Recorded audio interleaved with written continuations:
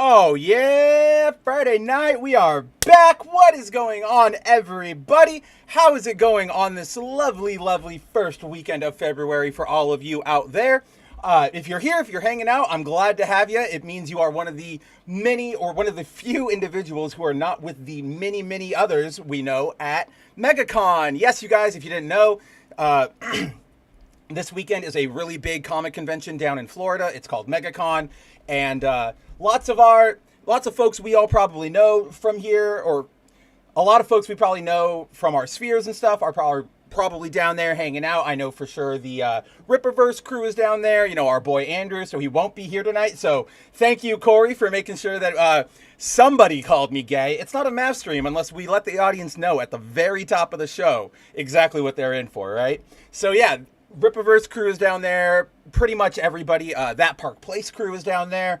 That's a little bit of the reason why we're late. I was on a phone call with the editor-in-chief over there, Marvin the Movie Monster. That sounds more formal than it was. It was really just us hanging out. But sometimes I like to flex and say, oh yeah, check that out. I'm editor-in-chief and so is he and blah, blah, blah. And I can do that because it is my stream. But aside from that, guys, I'm so happy to be hanging out with you all tonight. It's another Friday. We made it through. We have a great weekend coming up ahead of us. We have, well, I say a great weekend, guys, but I know, I don't know how many of my sports fans are out there. I know at least Corey is, but we have a we have the Super Bowl this weekend, and I am not excited. It feels like the most forced Super Bowl of all time. I hate the Eagles. I hate the Chiefs. I don't care about either of them. And it's even gotten to the point where like commercials aren't even great anymore. They're all kind of boring, or maybe it's just because we're older, or I'm older and I'm more cynical and I can see like, okay, yeah, I know why you're in this commercial because I know all the drama that happened behind the scene. And it's just, none of it feels like that doesn't feel fun. I literally wish it was any other team in the Super Bowl, right? Like I would even take the Packers. And that hurts me to say it. Rest in peace to Virginia. You know, the Virginia McCaskey, the owner of the Bears, she just died yesterday. But like any other team that aren't like the Eagles just suck. Like their fan base is the worst. We all know that. And then the Chiefs to me are very much like the 1990s Yankees, where they're really, really like everybody knows they're amazing. They're always amazing. And what do you expect? Like, I remember back in the 90s, it would be like, who's playing in the World Series this year? And I would always just be like, somebody against the Yankees. Or like the Patriots in the Belichick era, right? Or I guess that's right now, but the Brady era, where who's going to be in the Super Bowl? Probably the Patriots. So, like, on one hand, like, that's cool. Like, you guys are so good that you guys keep winning. But as somebody who's not a fan of those teams, like, it becomes boring. It becomes lame. I'm just like, oh, yeah, look, the champions are going to win. I don't know. But that ranting aside, yes, we've made it to the weekend. We made it through another week. We are here to hang out. Zero. So here's the thing. Zero can attest to this. I gave you guys this spiel last week, but we're still in the early bits of the year. We're still coming off of the high of the inauguration news cycle. And so we're currently in a period where there's not a lot of big blowout really news happening, right? Like right now, there's some earnings calls coming out, but a lot of it is like reiterating things we already knew. EA had an earnings call, and Ubisoft and just all these companies, and they're like, yeah, we're messing up. But they've already issued like statements to that point months before, so not a lot of stuff is coming out of there. There's not a lot of releases coming out right now, especially like quality ones. We'll start getting more probably as February comes to a close, but we all know that, right? Like the red letter media meme, the fuck you, it's January, because this is just when everybody dumps like crap that they just have no other window to do. So not a lot of quality stuff. And even, you know, if you caught us on Thursday over at Foil Variant, you would have heard us talk about this. But even like the last 2-3 weeks of comic books have been kind of meh. Not like really not even anything I can sit here and be like, oh, I got to show you guys this. Let's talk about it. So I bring that up just to let you guys know that we don't have a lot of planned topics tonight, but if you're a regular viewer of the stream, you know that that's not a problem, because the main priority of the show, as I let you guys know every week when we're wrapping up, is I'm here to talk to you. I want to hang out with you guys. I want to help you guys get in a fun, positive mindset for the weekend, because, you know, we spend all week shifting through shit. Let's remember, you know, we can wipe it off. Life is still good. There's still stuff to enjoy. There are still great people. So to that end, whatever you guys want to talk about, we'll probably be going all over the board tonight. I know that probably the two things I really, the main like stories we could talk about, I really want to talk about, there's some more bullshit unfolding around Kingdom Come 2, and I'm just, we're through the looking glass here, people. Like, it's gotten really insane. So I kind of want to talk about that, because even though I hate the drama, I hate all this garbage, it's gotten to the point where it's like peddling legitimate disinformation and poisoning the well of discourse. And as a reporter who genuinely cares about you guys and giving you guys the truth and making sure everybody has all the cards that are on the table, we need to talk about it. We need to call it out, and we'll get into that a little bit. But then the other thing is Rob Liefeld. He is pissed off at Marvel. He has officially said, like, I am fucking out of here. Like, we're not doing this anymore. So kind of a big development. We can use that to talk about, you know, how creators' rights work and kind of how scummy Marvel is and all that sort of stuff. But aside from that, yeah, anything you guys want to talk about, drop it in the chat. I'm sure this will all unfold supernaturally. Don't even feel weird. So, yeah, with that all said, I'm super stoked to see all of you right now. Let's get into the chat. Let's say hello, because it is time for Good Mav Ugly. I don't even know what I'm doing with this weird vamping here. So, Zero, Corey, and Sakura. I know you guys had the first 3 comments, but you guys beat me before I could pop open the chat client. So I see you guys. I got Corey's calling me gay. Zero is here. And Sakura is working on something fun to share with us, which isn't ready yet. I was just looking at Discord to see if Sakura had sent anything. But what's up, guys? Always a pleasure to be hanging out with my crew. Tahillam is here. Shalom, and good to see you as well, Tahillam. How's it going, buddy? What question for you? Just, it's been sort of a slow couple weeks. What have you been reading lately? Because I know you're probably one of them, it's like you, Punk, Subhuman, if he stops by. You guys are my comic readers, so what have you been reading? Yeah, Zero says audio is good. I'm getting better at this, all right? I have sort of a flow pre-stream, right, where it's like open up this, open up that, send this message, da-da-da-da, and we're all set. And that includes checking my microphone levels. And I have a brand new, like, very, very, very nice arm that it doesn't move around anymore. The cable doesn't jiggle. It's a big upgrade over what we were working with, and I can start using my hands again without hitting anything. And so, yeah, just general, the tiniest things, guys, the tiniest upgrades can sometimes go a zillion miles, like, go such a long way.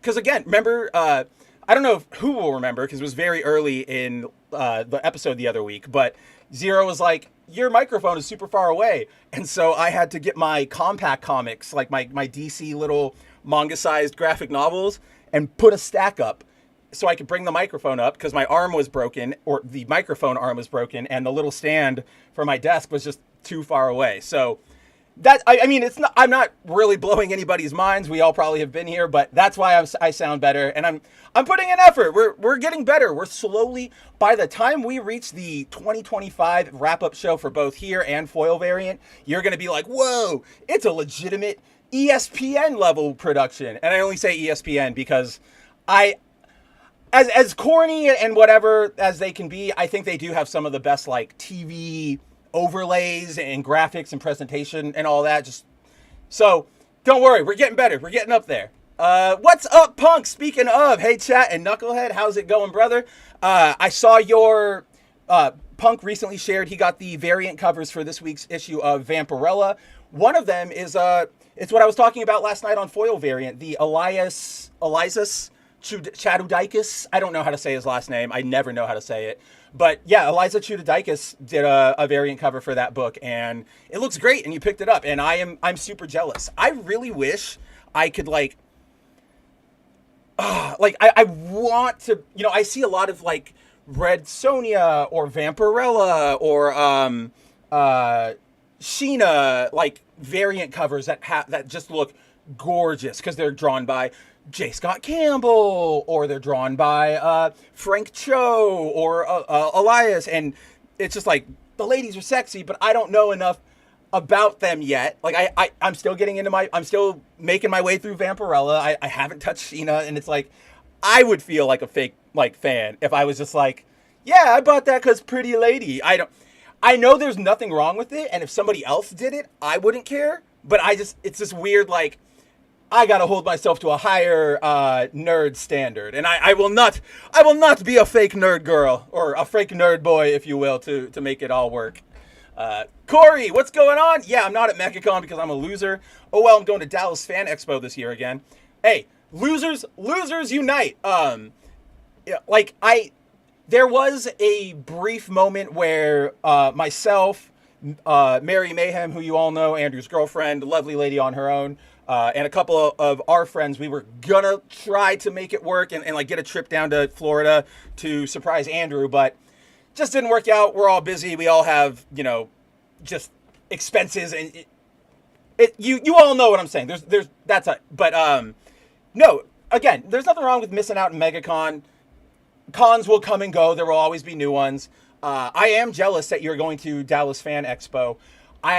Do you know, Corey, if there's going to be another sort of like either Ripaverse or Sphere community meetup? I mean, I know it's really far away, and I presume there might be.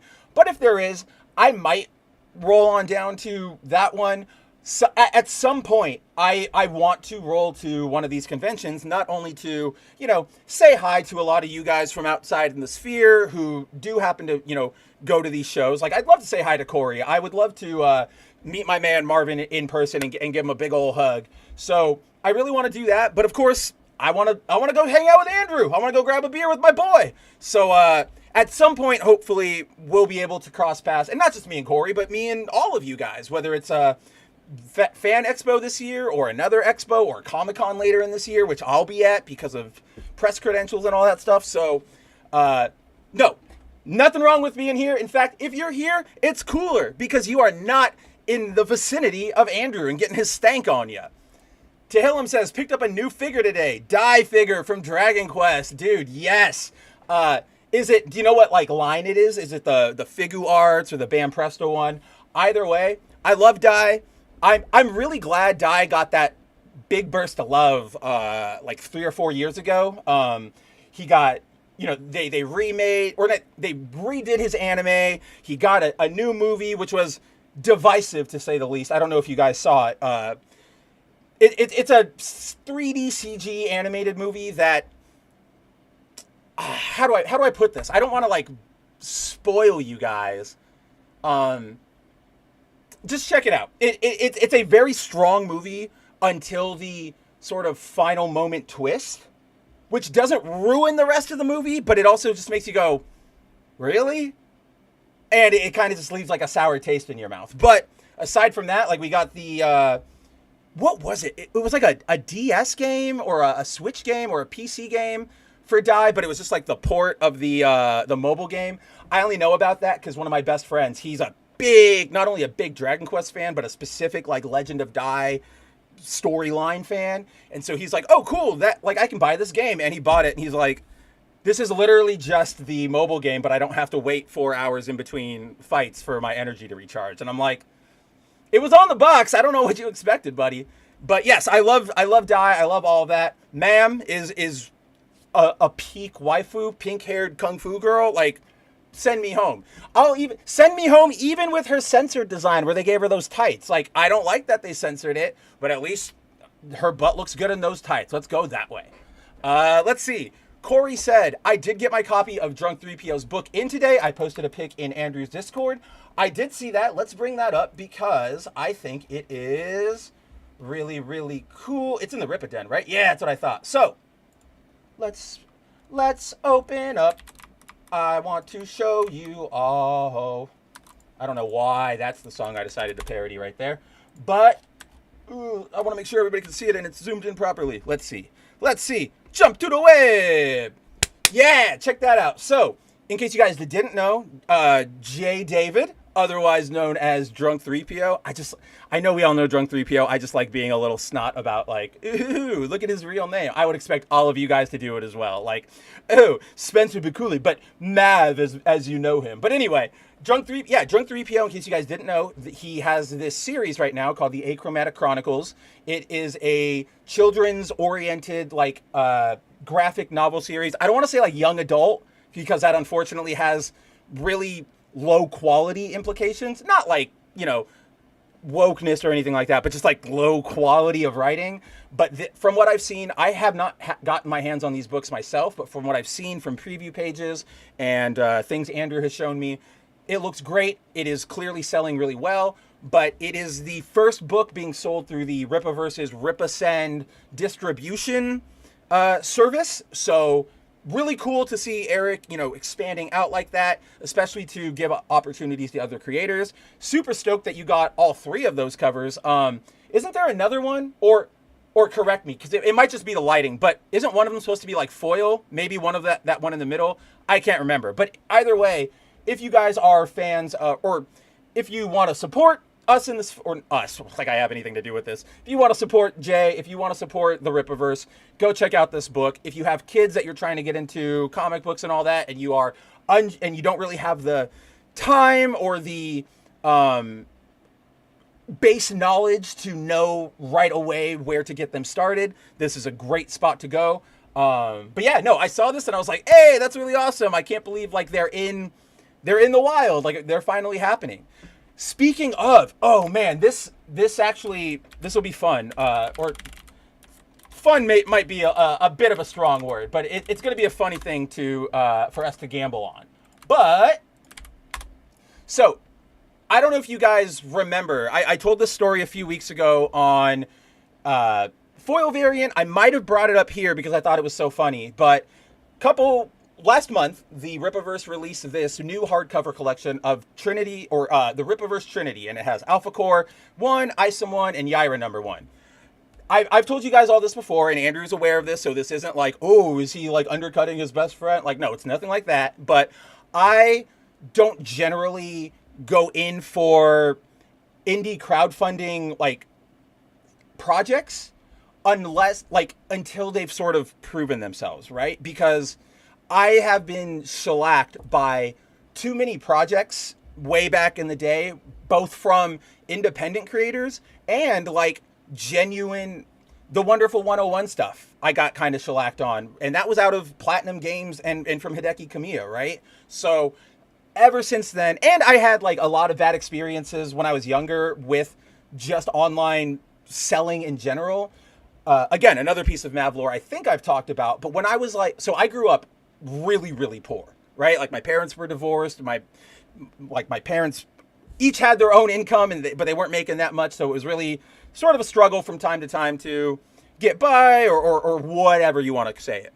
But my mom somehow always found a way, whether it was like talking with her friends or whatever, to make sure my sister and I didn't like, we might not have had the highest level end gear stuff, but we never really like wanted for anything, right? Like, oh, we had a TV. It might not have been, that big ass box. It's like 72 inches, but we had a TV. We might not have had, the fastest computer, but we had an Apple. So it was all there.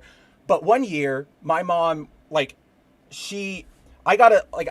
loved my Super Nintendo growing up. I got it secondhand. I would play it all day long.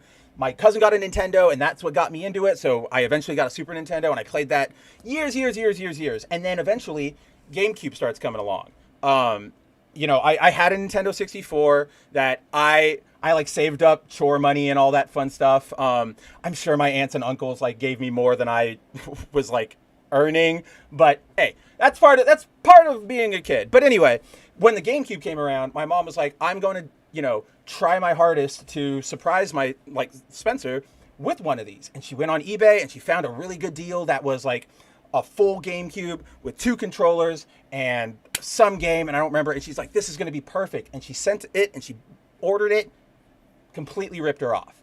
And this was like what, 1999, 2000. eBay's customer protection basically didn't exist. If eBay back then, if it didn't explicitly like lie to you in the description, then like you were kind of SOL. So my mom was suddenly out like a bunch of money that was supposed to be used to surprise us, but also if it wasn't going to be used for that, we could have used it for something else. Long story short, one of her coworkers learned about it.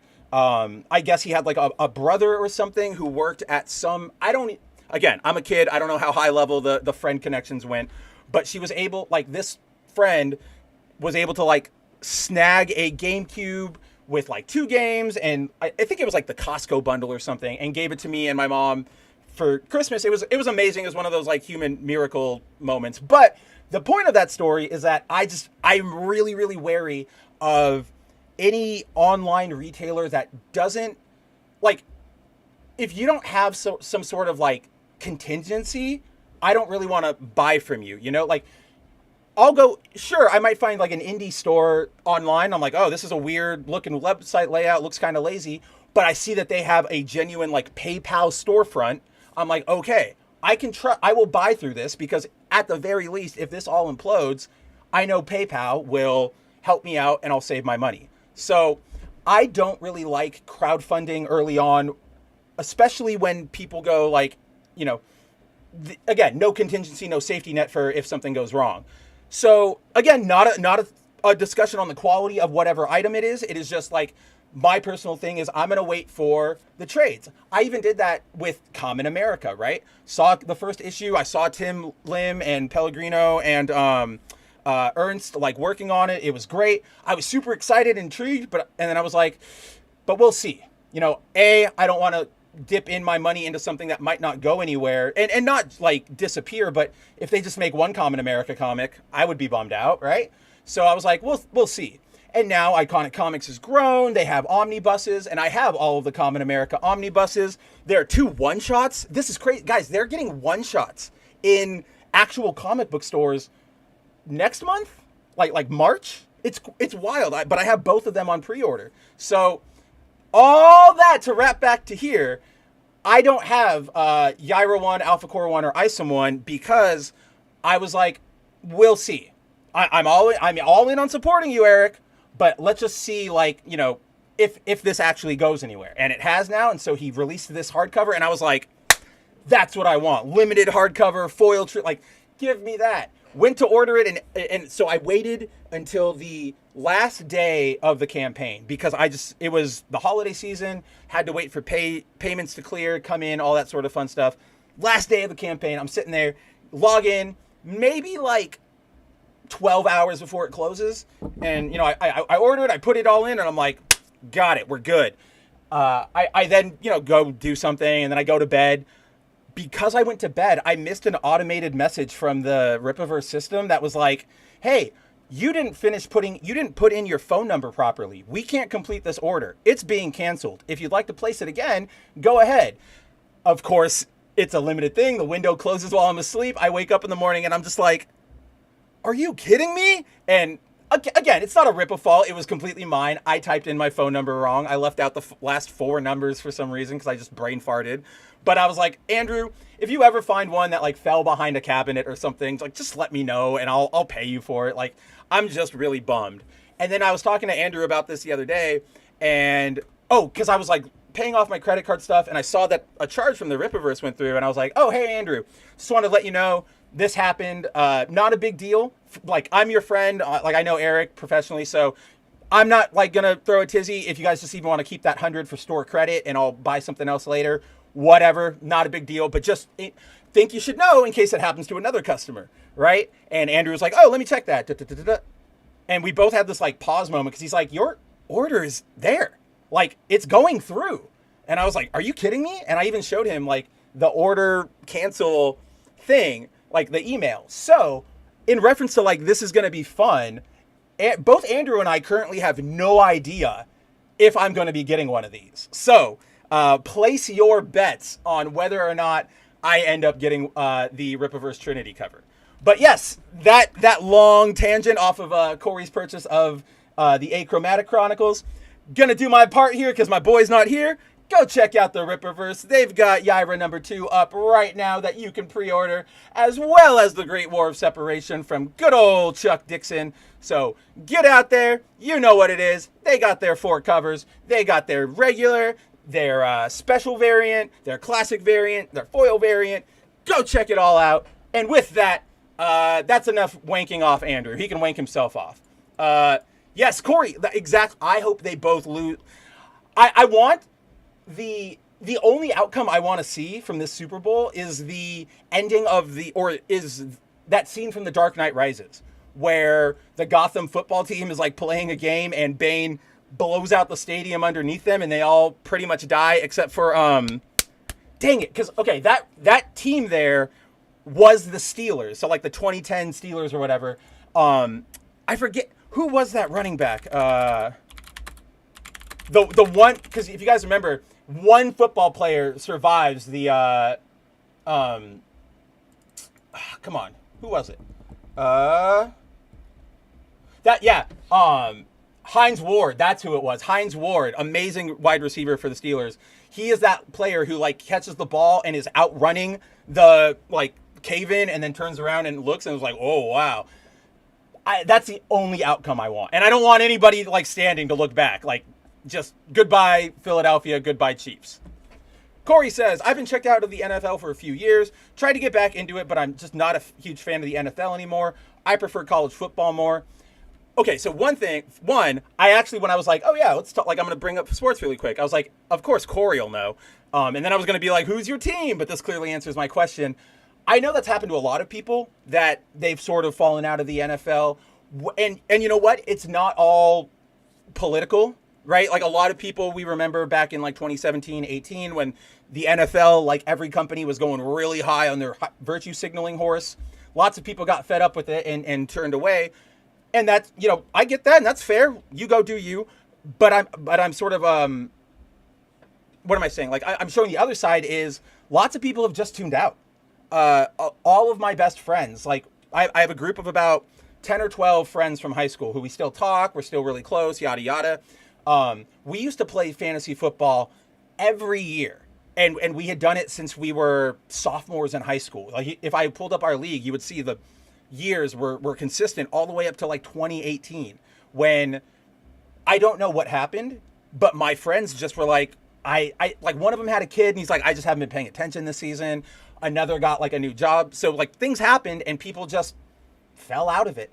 And now I'm one of maybe like 3 of that 12 who actually cares about the NFL, which is fine. I still like it. I like college football to an extent. My problem is, or it's not a problem per se, it's like a personal thing, is that sadly, I never went to a school that really had a football culture. Right, I went to UC Irvine. There's no football team there. It's all Chinese kids. So we had a great baseball team, one of the best in the nation, but no football team. So I never had that like team to sort of latch onto. The closest one I had is my mother went to UCLA, so I'm a Bruins fan that way. But it feels like stolen valor when I'm like, I'm from UCI, but I'm rooting for UCLA. So I like watching college football. I'm not super into it. I more prefer to watch it for like the athleticism, just to see that crazier stuff happens, I think, in college football, because they're a little younger and they're a little more like go for broke. So that said, who's your college football team? Now let me know that. Yeah, won't be watching the Super Bowl. I will be watching the Puppy Bowl. All right? Like, unironically, I will be watching the Puppy Bowl, which, and this guys gives me so much like, you know, I got to give it to Gunn and I got to be like, all right, I like this. There is not going to be a Superman ad during the Super Bowl, but instead it's going to premiere during the Puppy Bowl. And I haven't been able to like put it into words over the past couple of days since I discovered it. But like, to me, that is such a hopeful read of this. Like, it feels less cynical. Like, oh yeah, of course, like everybody wants a Super Bowl ad, but James Gunn or whoever is like, no, we don't need that. Check this out. And the Puppy Bowl is cool. Like some people like to watch it, and so they're gonna go over there. I don't know. It's more lighthearted. It's less like cynically. This you know what? Maybe this is what it is. This actually feels like they're genuinely trying to like advertise to a specific audience instead of just like, everybody, you need to come make our movie the bazillionest dollar movie ever, which of course they want. But we know, you know, a Disney movie comes out or something like The Flash, all these big blockbusters, and studios not only want, but they need those movies to make like millions and billions of dollars. And that's like their main objective, right? Like that's what we hear all the time with test screenings and blah, blah, blah, blah, blah, blah, blah. So again, I'm sure they want to make that money, but for them to go like, okay, we're going to go put the movie where everybody's excited about Crypto the dog, and we're going to put that spot on the Puppy Bowl. That sounds amazing. Like that sounds like a good strategy move. And it's got to be super cheap, right? Or at least compared to the Super Bowl. I'm sure it's probably more expensive than regular ad space, but it's still the Puppy Bowl. The difference is going to be like $3 million for a minute on the Super Bowl. $3 million gets you like the halftime show at the Puppy Bowl or whatever. So I will only be watching the Super Bowl because I have like events, like people want me to come over, so I'll be over there eating and stuff. I'm with Corey. Like I just really, really don't care. Oh, that's right. Yeah, thank you, Corey. That's why I paused there. So if you guys remember a second ago, I was like the Belichick era, and then I was like, wait, he's still coaching, and then I kept going. It's because I wasn't sure. I thought this was the case, but Corey reminded me. Belichick's not in the NFL anymore. He just got accepted for the head coach job down at North Carolina. So that'll be interesting to see the big man in the college league. I'm not very familiar with Belichick's history. Like I'm obviously not a Patriots fan, so I haven't really followed him. So I know who's the like the Ravens coach, the Harbaughs. Like I know they keep going in and out of the NFL, but I don't think Belichick's done that. So that'll be pretty interesting to see. Yeah, see, like zeros with me. Like I think I mentioned this last week, but when weeks are slow, because I know Zero is pretty tapped into like the news vein, I'll hit him up and I'll be like, what should we talk about this week? Like we got anything? And he kind of goes, he's like, oh, here's this and that. But tonight we did it. Or like even before I asked him, he's like, dude, there's nothing this week. And I'm like, I know. So we'll find something. We're already having a good chat, right? We're talking about Yaira. But hey, look at that. It's Josh. Anime's been meh for 40 years.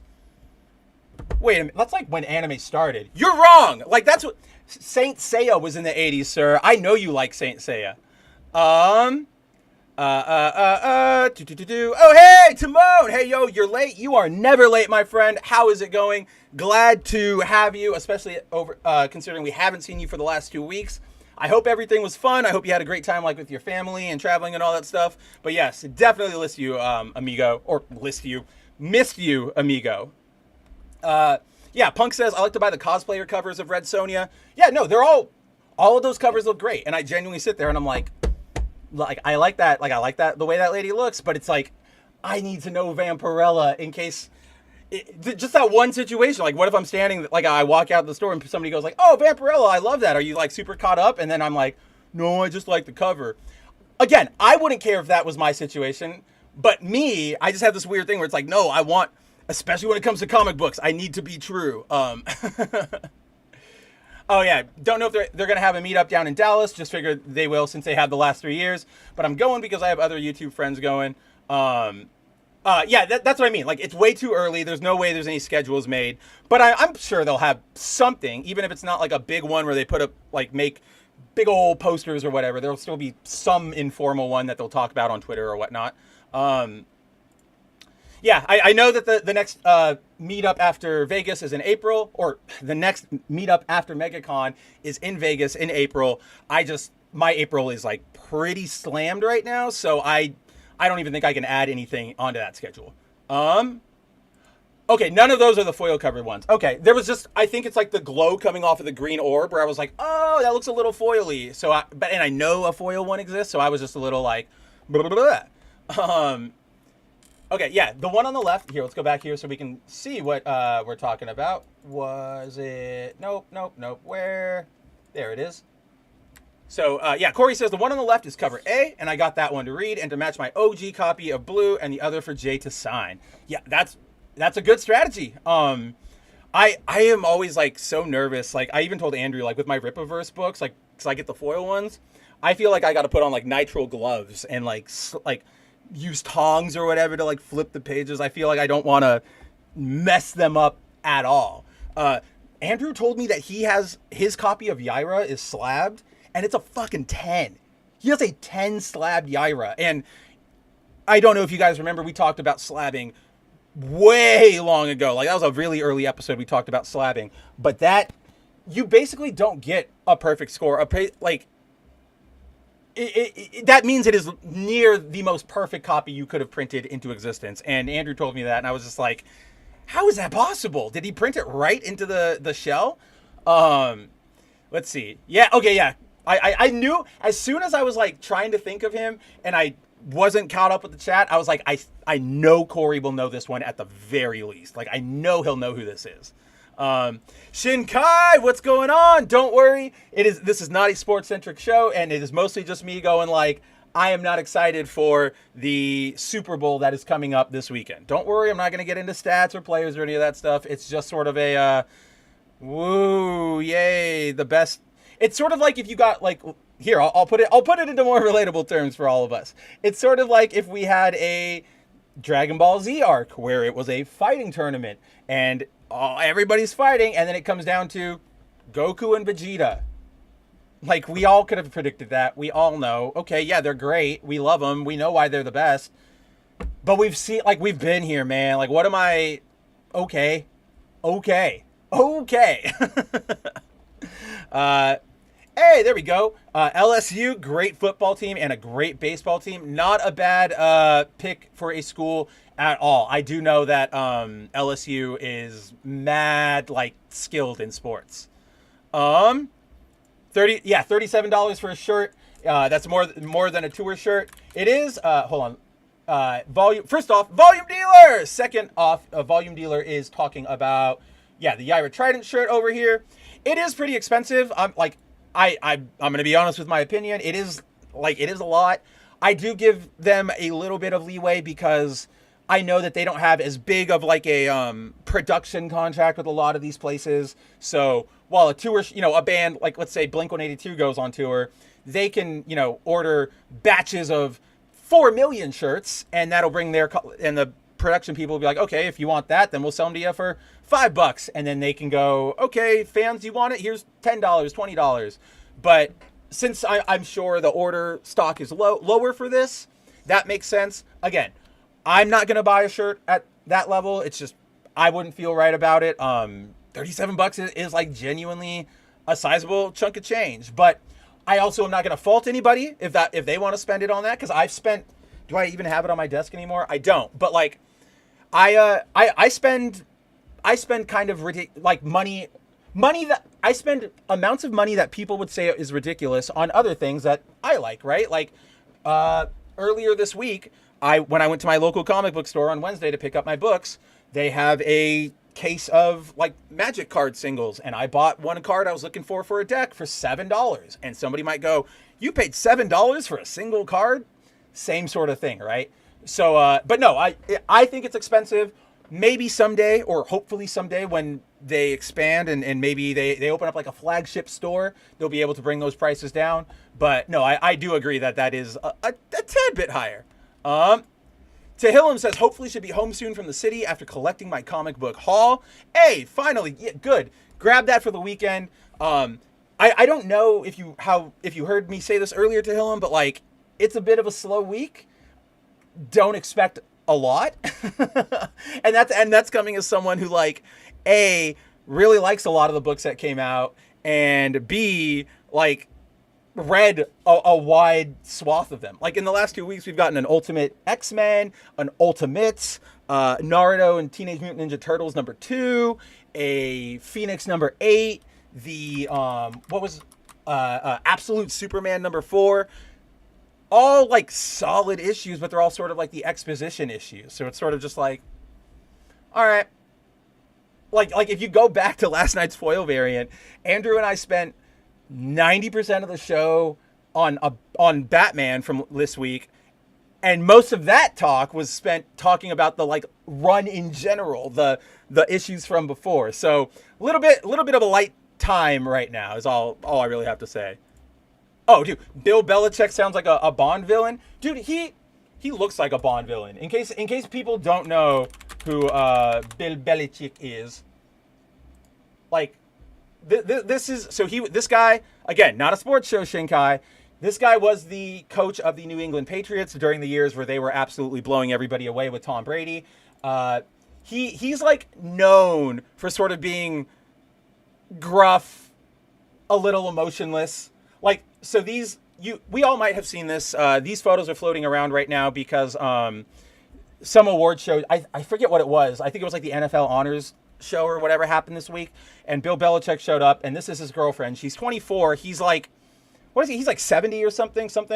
And so a lot of these photos, everybody's been like, wow, that's crazy, and discourse, blah, blah, blah, blah, blah.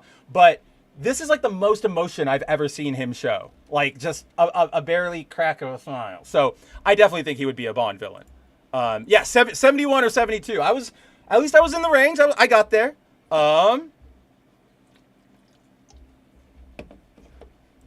Volume Dealer says the bands I know are $30 plus shipping.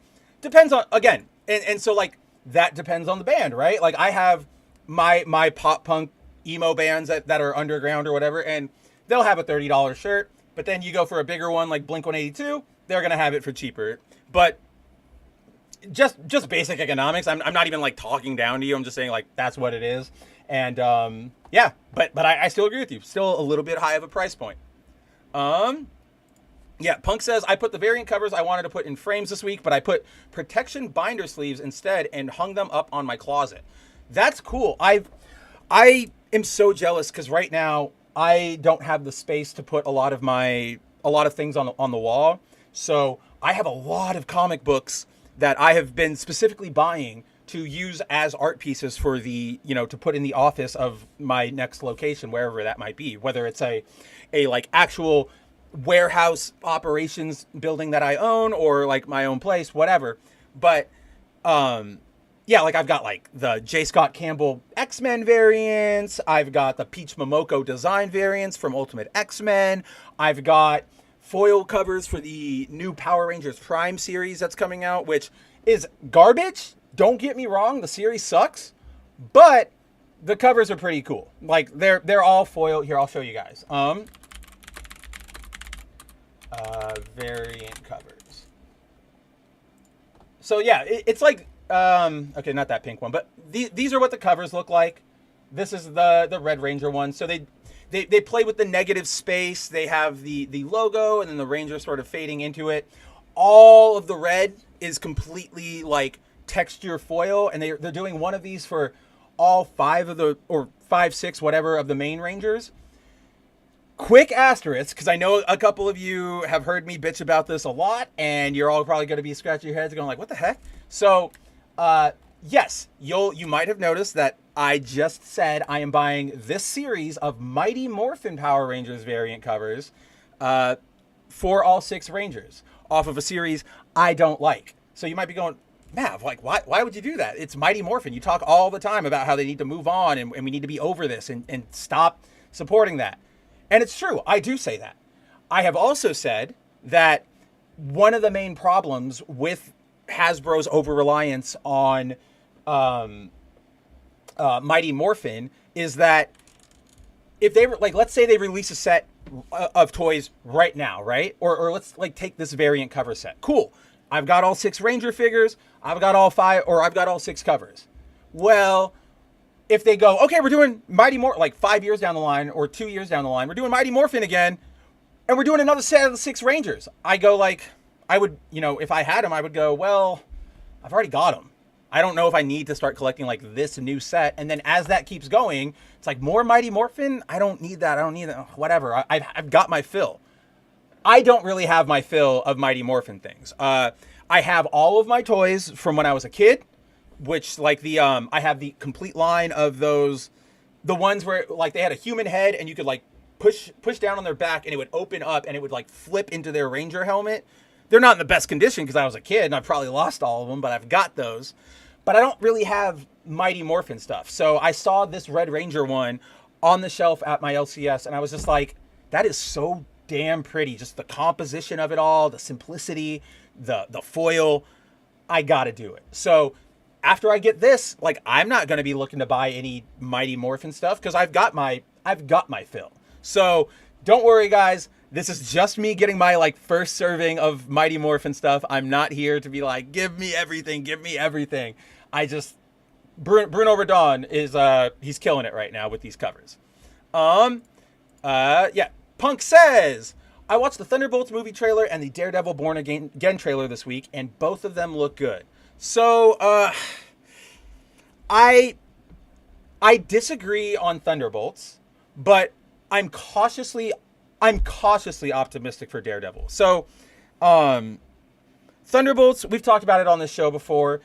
I really like all the characters that are there. I really wish, like, I do think from the trailers we've seen, the Thunderbolts themselves have really good chemistry, right? Like, Bucky and U.S. Agent and Yelena, like, they all really jive pretty well in the trailer footage and the preview footage we've seen. I also, one of my big celebrity waifus, probably second to like Mila Jovovich and Haley Steinfeld, is Florence Pugh. So Florence is, dead center. How can I not want to give my heart to her? And then of course, I am a big Sentry fan. I don't think they're like, even if I was super optimistic for this movie, I wouldn't think they were going to handle him great. But I'm looking forward to seeing him just in that sense of like, there's a live action Sentry. That's pretty neato. All right, like, what's for lunch or what? Like, that's all I really care about. My big problem with Thunderbolts is twofold, which is one, they're all super soldiers outside of like Ghost. They're all super soldiers, even Taskmaster, right? Who, considering we don't see Taskmaster on the poster or in any of the real like preview footage, I'm 90% sure Taskmaster is going to die like really early on. But everybody outside of like Ghost and Sentry are super soldiers. And I'm just like, I don't know. Cool, I guess, but this is Marvel. You can have like really cool, you can do really cool things outside of super soldiers, or even use super soldiers to do cool things. Like, Bucky has a fucking robot arm, and all you do with it is let it act as an arm. Like, you don't have to turn it into a Mega Buster, right, Josh? But you can, like, I don't know, you can have a spike come out of it. You can put one gun on you can do something where it's more than just generic action fighting. And so, again, my qualm with the action, or like with this, is not necessarily that I'm against action or whatever, but it's that, it's the setting we're in. If this was like the Bourne Identity or John Wick or whatever, I would be like, yeah, okay, 4 highly trained like assassin soldiers. That's my expectation. That's what I'm going in for. When you go, oh, we're in a world full of portals and Spider-Men and dudes who can turn into giant gamma monsters, and you go, now come check this out. Our next movie, big team up movie, 5 guys who are all really good with guns. No, Sakura, no, volume dealer, no, don't walk away. They're really good with guns, right? So it's just like, all right, I don't really got a lot there. And 2 is that, unfortunately, that the trailers we've seen, particularly like that 7-minute long extended look we got out of Brazil last year, they just feel like they're way too MCU like quip heavy, right? Like, it just feels like we've been complaining for so long about MCU humor, and in Thunderbolts they went, no, don't cut back any of that. Like, we got to give them that. Like, we're returning to Marvel roots, and that starts with the humor, and it's just like, it's such a miss for me. So if it turns out good, I'd probably give it a watch. I'm probably going to give it a watch anyway from my Pakistani friend, because, I run Bounding into Comics. I want to be able to make sure I can intellectually be intellectually honest whenever we're critiquing something. And also I want to be able to give you guys the full context whenever we're talking about it. So I'll see it. I hope it turns out good. I'm not very optimistic for Thunderbolts, Daredevil Born Again, I am more optimistic for, or let me rephrase that. Up until today, I was hyper excited for, or not excited, but like very, very like, oh man, all right, I am super open. I'm excited to see what you guys do with this. You know, everything I've seen coming out from, we hired a genuine show writer this time. We have a writing team. We're not just like throwing each episode to somebody else. We are going to have violence. We are going to have Matt and Kingpin. We are going to have Bullseye. I've been harping on this for months, as I'm sure you guys know, but like the fact that they brought back Wilson, or whatever the heck his name is, I totally, whatever that actor is, to play Bullseye, like from season 3 of Netflix, and brought him back to be in the show. That was a big sign of confidence for me because one, that plot line was sort of unresolved, like fully when Daredevil came to a close. And two, it sort of signified like, if you guys remember, the initial plans for Born Again were like, no, we are out of that. We are done with Netflix. We are in our whole, this is MCU. And that was like, oh, that sounds really bad. Like, I don't know about that, guys. But then, them going, we're going to bring, like, this is continuity. We're bringing in Daredevil, or like Bullseye, the one element of that season that a lot of people like weren't hot on, and we're going to try and do him justice again. I was like, that earns a lot of credit with me. That means you're not necessarily trying to reinvent the wheel, but you are trying to give us more of what we got before. And, you know, the trailer is fucking dark, but that's not really a complaint with Daredevil. That's, here, we'll pull that up just to have a different graphic so that we're not all confused as to why I'm talking about one red hero over another red hero. Hey, look at that. Our boy Nick Weiser is about to go live. Shout out, Nick! But, is that the new one? Yeah, three weeks ago. So, pardon me. Yeah, like main problem, shit's just dark. Like unfathomably dark. That is most Hollywood movies these days. It's a big problem, and I really, really wish somebody would do something about it.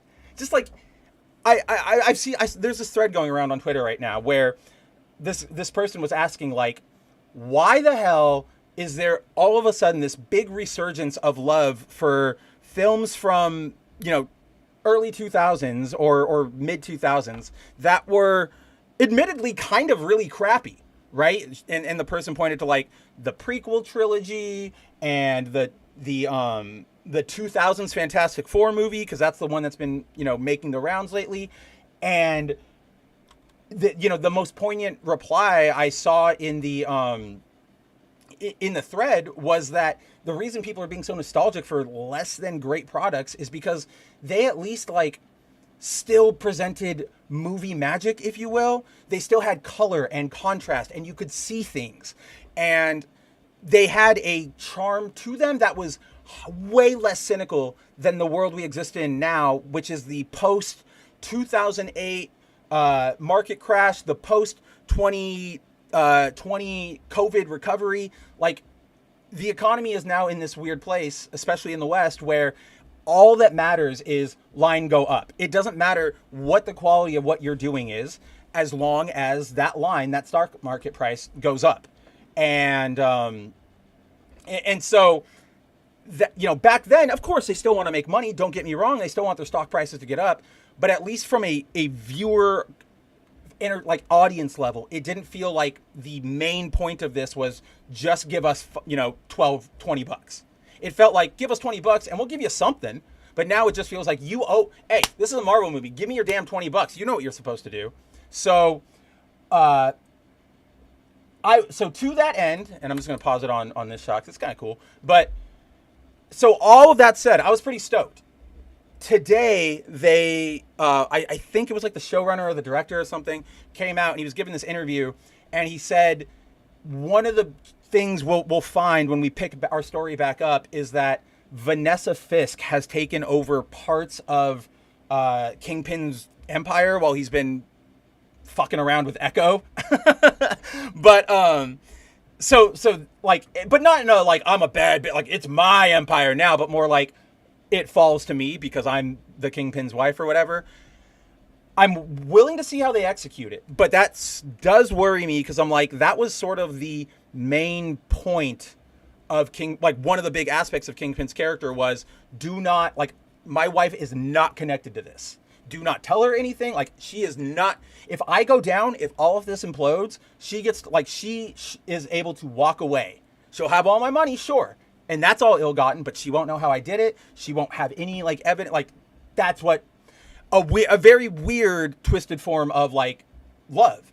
And so I don't know how I feel about that. Again, it could be executed really, really well.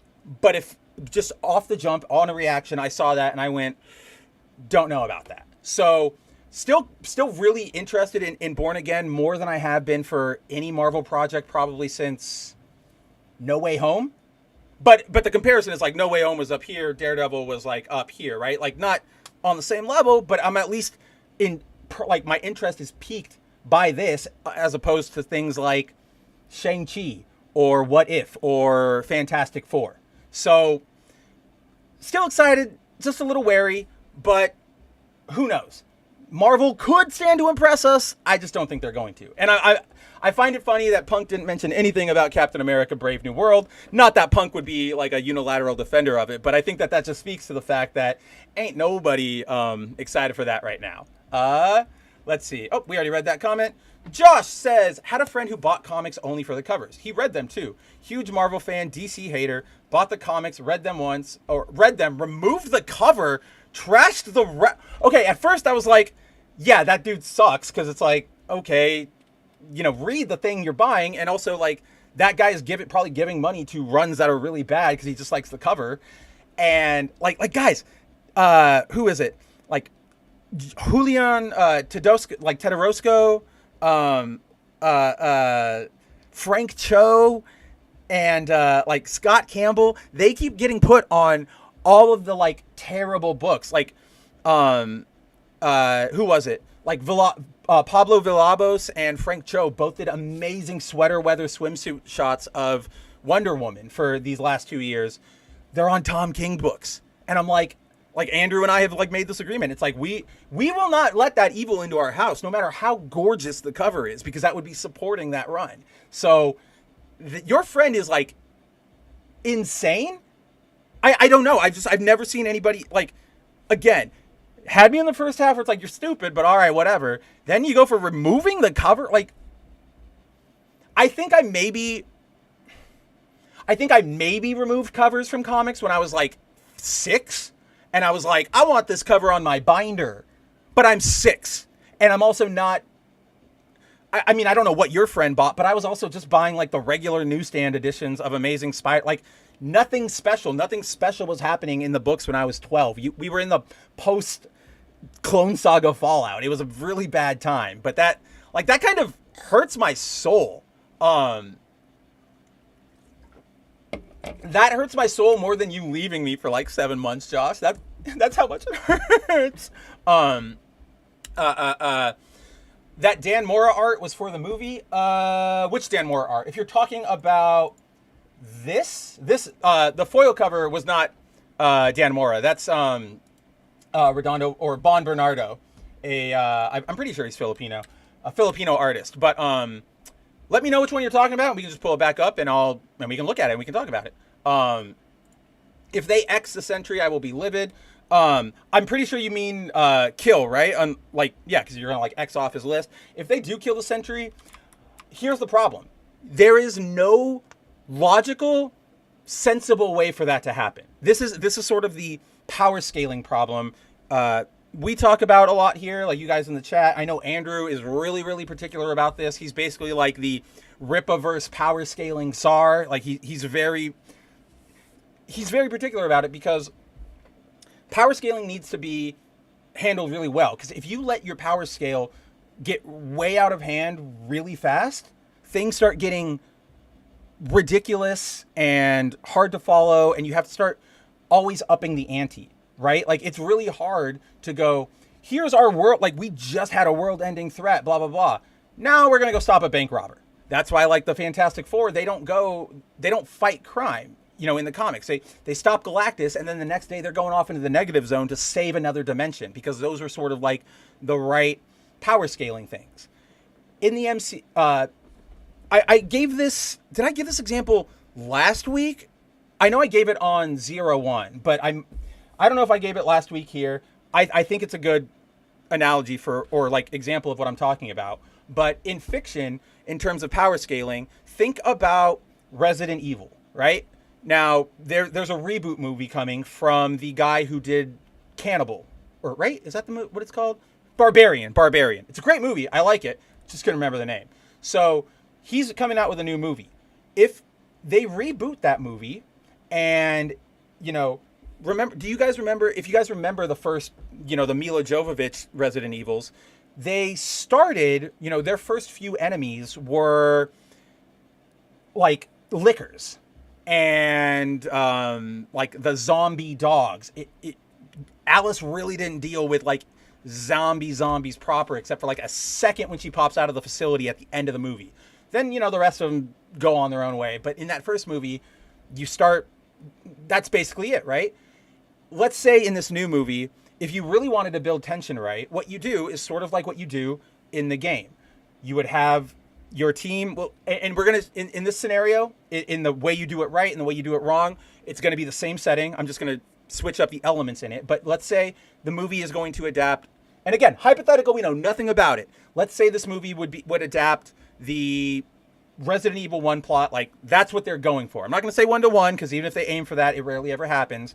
But team of cops in a mansion investigating something, and there are zombies. If you wanted to pull that off right, you start it off where the officers enter, whether whoever you want to make that, whether it's Jill or Claire or Chris or whatever they pick, and they enter, and there's a lot of like darkness and a lot of unsettling ness to it. You're not getting like big scary imagery, but you're like, this is feeling really weird. And then maybe like 30 minutes into the movie, they encounter a zombie and it freaks them out and they go, what the hell is going on? And they kill it, and you have that zombie movie moment of like, what's going on? I don't know, we got to keep going. And as the movie keeps going, maybe they start running into more and more zombies, and then you get to maybe the big end set piece is a big gaggle of zombies, and then they, right before they leave the mansion, holy shit. And maybe, maybe one of the zombie Dobermans can be thrown in there too, because they're still just humans and dogs. Then, at the end of the movie, they're about to escape, and what the fuck is dripping from the ceiling? Is that a liquor? And then, they fight a liquor, and you close out that first movie with this discovery of like, oh, they're like, it's not just zombies. Like, they're doing like experiments, and they're like, we need to go stop Umbrella. Like, this shit's there's a rabbit hole here. And so then in the next movie, you can start doing more things. Like, now the liquor in the second movie can be a common enemy, like it appears in multiple scenes, because that was your big bad of the last movie. And then, I don't know, you get to the end of the second movie, and your big bad is now Nemesis, right? That's, all of this makes sense. The story is escalating in a way that feels natural, and it all feels like a natural progression. You went from like really normalish zombie. Well, first you went from just like the spookiness of a haunted house. Then you went to like normal zombies and dogs. Then you went to humanoidish zombies that can crawl on the wall. And now you're at fucking like, you can even go to like the Tyrant, and you've got just straight up freak show, body horror, David Cronenberg stuff going on. That's a proper escalation. Now, what Hollywood tends to do is like, they enter the mansion, the first thing they see are like 3 clickers or liquors, and they go, what is, and boom, boom, boom, boom, boom, boom. Okay, now we got to go into the mansion. Well, as you guys are probably following, what's the problem here? Now you have to escalate. You can't have the liquor still be the enemy throughout the entire movie, because while they're scary looking, we've already seen them defeated. So we need to up the scale. So now you're ending your first movie with the Tyrant, and you've skipped like a giant step. So now we open up the second movie, and can we still build up this slow intrigue of a rogue band of police officers trying to take down this medical research bioweapons laboratory? No, because now we know that nemesises exist. They have to be out in the world. We can't go backwards. So to bring this back to what Volume Dealer is saying here, the Sentry, you don't beat him. Like, that is, I'm like, rule number 1. The Sentry doesn't really die, right? Like, even in the comic books, they've tried to kill him multiple times, and every time they do, there's always something. Whether he's too strong, whether he like warps into another world, whether he just retreats into his mind, whether he lets the void like overtake him and serve as an armor for a second, he doesn't die. So now with Thunderbolts, you're going to be introducing into the MCU like ultra hyper super instinct fucking Sentry, right? Compared to all of your super soldiers and bullshit. If the only thing they can do is end that movie with him like, I'm going to leave right now, I'm going to go into space, don't ever talk to me, like that's the only way you can handle it. And even if you do that, it's gonna feel stupid because this is a movie and not comic books. People paid and you did a big promotional round and you introduced this big guy and now he's just gone. Great. It is literally, we're looking at a repeat of the Captain Marvel situation where remember, like, once you meet Captain Marvel, why is there any threat on Earth? Like, she took out Thanos' flagship just with her body. We don't need... None of anything needs to happen, so that's why they have to, like, send her off-world. The only difference is that you can more believably say, we don't have a way to contact Sentry, but it's still just going to be really... Like, it's going to be a stretch. It's going to be weird. I don't really have confidence in them pulling off the Sentry really well. Oh, dude, I forgot about that. Elaine sucks. I know they're all supposed to be unlikable, but holy crap. Here, let's go. Let's pull up that, or like we'll just pull up that graphic. Have we gotten a new like Thunderbolts trailer since that Brazil one? I don't think so. So, yeah, 4 months ago, 2 months ago, blah blah blah blah blah blah blah. Yeah, we'll just put this one on, like, as the graphics. It's 3 minutes long. That's a long trailer, but yeah. So I totally forgot about her because she's not in a lot of the preview stuff. She's in this one. But if you guys remember, like Elaine from Seinfeld, Julia Louis-Dreyfus, she's playing, what's her name? Like Valeria or I don't remember who she, or like Fontessa, right? Like there are like 9 different like characters that have occupied that role in Marvel Comics over the years, and I just mix them all up. But, you know, she's playing like the essentially the opposite Nick Fury. And no, you're right, Josh. Like, the way they've written her, you know what? The way they've written her, whether they intended to or not, she feels like she comes off as one of those #resist blue checkmark, like vote blue no matter who Twitter users that like you and I know make fun of. People like JoJo from Jersey or Jeff Tiedrick or whatever, right? Because it's always just sort of like unnecessarily like snarky, like unnecessarily I am better than you, even if you're just like, what are we doing here? And it's just, she's so at every turn. And it's not in the way of like Nick Fury where it's like, I'm shutting you down because I think this is a stupid line and we need to be more efficient. It's more just like, excuse you, you think you should be talking to me? And it gives me this awful vibe. And it's kind of like if they took all of the worst character elements of her character from Veep and said, do that. And because like in Veep, her character can be shitty, but she's got, you know, she's human. There's like dualities there. Doesn't really exist in what we've seen so far. Because remember, this isn't her first appearance. She was also in Falcon and the Winter Soldier, which, again, not great. Yeah, Timon says Thunderbolts will be a lamer Suicide Squad. That is what they have turned them into. I know you and I, Timon, have talked about that. It is a bummer because, as we all know, that original Thunderbolts concept, or, okay, for those of you who don't know the original Thunderbolts concept, back in the 90s, it was all of a sudden in the wake of, what the hell was that event? Like Onslaught. I guess it was just Onslaught, but Heroes Reborn. Before that, you know, Onslaught has wrecked the world. A lot of the heroes are gone. All of a sudden, out of nowhere, a brand new super team emerges. And you're like, who is that? And they've got Citizen V, and they've got Mach 5, and they've got Songbird. And you're like, who are these new costumed heroes? And then it turns out, like, they are ex-villains. Like, Screaming Mimi is one of them. The Mach 5 is the original Beetle who fought Spider-Man. Citizen V is Baron Zemo. It's a crazy twist. And making the drama even better is, like, the team actually thinks that they are genuinely trying to reform and be better and help and whatever. But Baron Zemo, who's Citizen V, who organized it all together, he's just playing them. He's like, this is just one big. We're gonna show up the Avengers and we're gonna beat the Avengers, and then once everybody loves us, we're gonna be like, oh yeah, by the way, Baron Zemo, y'all, like I'm in trouble, or like I'm in charge now, woohoo! So, like, but to your point, Timon. Hold on, I'm just gonna find a thing to stay on. No, I wanted a good shot of her face. Where is she? Well, oh well. There's the Contessa. Oh, hey, look at that. Even by accident, I landed on it.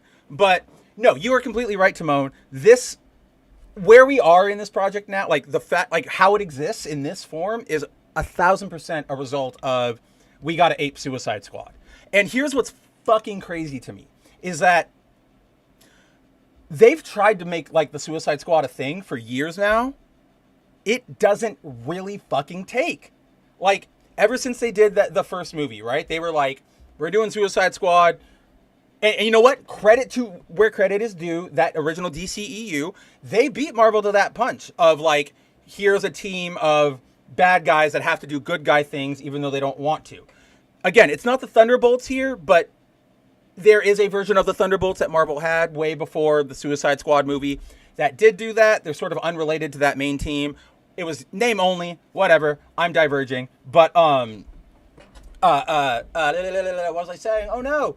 But, yeah, like credit where credit is due. They made it there first. Like off of that movie, we all know, we saw the marketing. We saw it, like they paid for the rights to use Bohemian Rhapsody in their trailer. Like you guys, you don't use like that wildly popular, beloved of a song unless you know your shit is on, like you are about to deliver, right?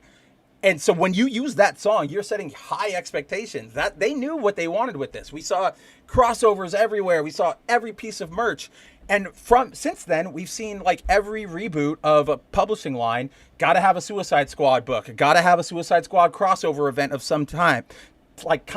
Gotta have the Suicide Squad. Make it happen. Make it happen. Take our Batman Arkham series, and the next entry, we're going to make it a Suicide Squad entry. Like, they keep doing it, but it never really fucking takes. Because people are really just there. So the problem is twofold. One, hardcore comic book fans, they look at what you're doing with the Suicide Squad. It's like, you're not even really, this isn't the Suicide Squad. Nobody is fucking dying. This is just bad guy team. And the people who do die, you introduce for like I don't care about them when they do perish. Nobody dies halfway through the movie. Nobody dies at the end of the movie. It's all right at the beginning when I've known them for like what? In James Gunn's movies, we were with that first unit for like 5 minutes. In David Ayer's Zipline, Ripcord, whatever the fuck his stupid name was, he dies in like we know him for 3 seconds, and they say, you're on the squad now. Nope. And he shoots away to like zip away, and his head blows up. And it's like, okay, you've demonstrated what happens, but that's not, I don't care. Like, I have no feeling about that. So, so what's funny to me is that they try to push Suicide Squad. Oh, the other end of that is like, so hardcore comic fans, they don't like that it's not really Suicide Squad.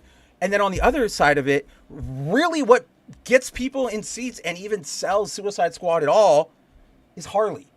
Like, people love Harley Quinn. Like, doesn't matter what you guys, like, you might personally think of her. I like her original character a lot. I think she has a lot of potential. But, like, Harley is popular, especially with all the, the chubby Mexican girls who shop at Hot Topic. Like, that's their girl. So nobody is really interested in the Suicide Squad. They're there for Harley, right? Like, that's what they're there for. And then, so Marvel sees that, and they're like, oh, let's ape that. Like, really? Did you notice that, like, nobody really caught on to that? It's a weird little production thing to me. Very cool, though. Let me bring this up, though, because I know... I showed this for you, Timon, because for longtime viewers of the show, you'll know that, like Timon and I talk about, we always talk about how we miss the old Thunderbolts, how we want them back, like, these guys aren't our Thunderbolts, blah, blah, blah, blah, blah. And so like nothing new, but in honor of that conversation, I can't believe that in the next crossover that Marvel is doing, One World Under Doom, they're back, baby. Like the actual Thunderbolts. We've got Atlas, we've got Mach V, we've got oh gosh, I forget his name down there at the bottom. Or wait, isn't that whatever? I forget who he is specifically. You got Moonstone. You've got a Citizen V in a Doom-ish like looking costume. Might be cool. No idea yet. Obviously, some there are other covers that show like Songbird is there and other members. But they're back. I hope whatever this is, it turns out good. I'm glad they got Mark Bagley to do this variant cover because he did their original series. But they back, baby. It's just I like it. It might not turn out great, but hey, at least they're back. Volume Dealer says, I think if they change the name to Dark Avengers, it's going to be interesting and confusing. Is that what you're saying? I don't know if I would necessarily say make them the Avengers, because again, the problem is you've only got 5 super soldiers and a girl who can walk through walls. Like to play off of Volume Dealer's idea, or like what Volume Dealer brought up, if you wanted to do a Dark Avengers, you theoretically could have with like, oh, my name's the Contessa or whatever. I'm going to recruit U.S. Agent as my Captain America. Now I'm going to go get White Widow as my Black Widow. And now I'm going to go, maybe I'll go find the Abomination and he'll be my Hulk. And like, you could have done that and that could have been something. And then the whole thing could have been like, here are your Avengers. And then like the dramatic irony that the audience knows is like that those are the Dark Avengers. But remember in the comics, like that worked on the general populace who didn't really know what was going on after Secret Invasion. Norman Osborn got control of everything. And then he went, here are the Avengers. And everybody went, yeah, that's them. Of course it's them. Who else would it be? That's Hawkeye. That's Wolverine. That's Spider-Man. Even though it was like Bullseye and Dakin and IPAC. So you could have done it. And you even have like Bob there, Sentry, who could have been your new, just like they did in the new Avengers. It's like, hey, we have this big power hitter now. Like, yay, celebrate.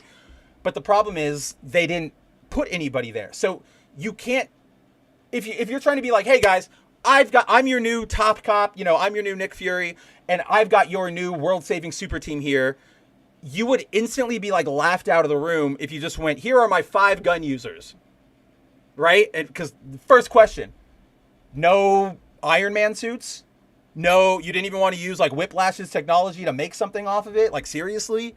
So I don't think Dark Avengers was is the right way to go about it, but you could have done, I don't know. Like the only secret super team that comes to my mind is like Secret Avengers, but you don't want to do that either. But you could have done something, maybe, and I'll farm this out to Timon here because I'll admit, like even right now, I'm having trouble coming up with like a good alternative title other than Thunderbolts, even though it's not the same thing.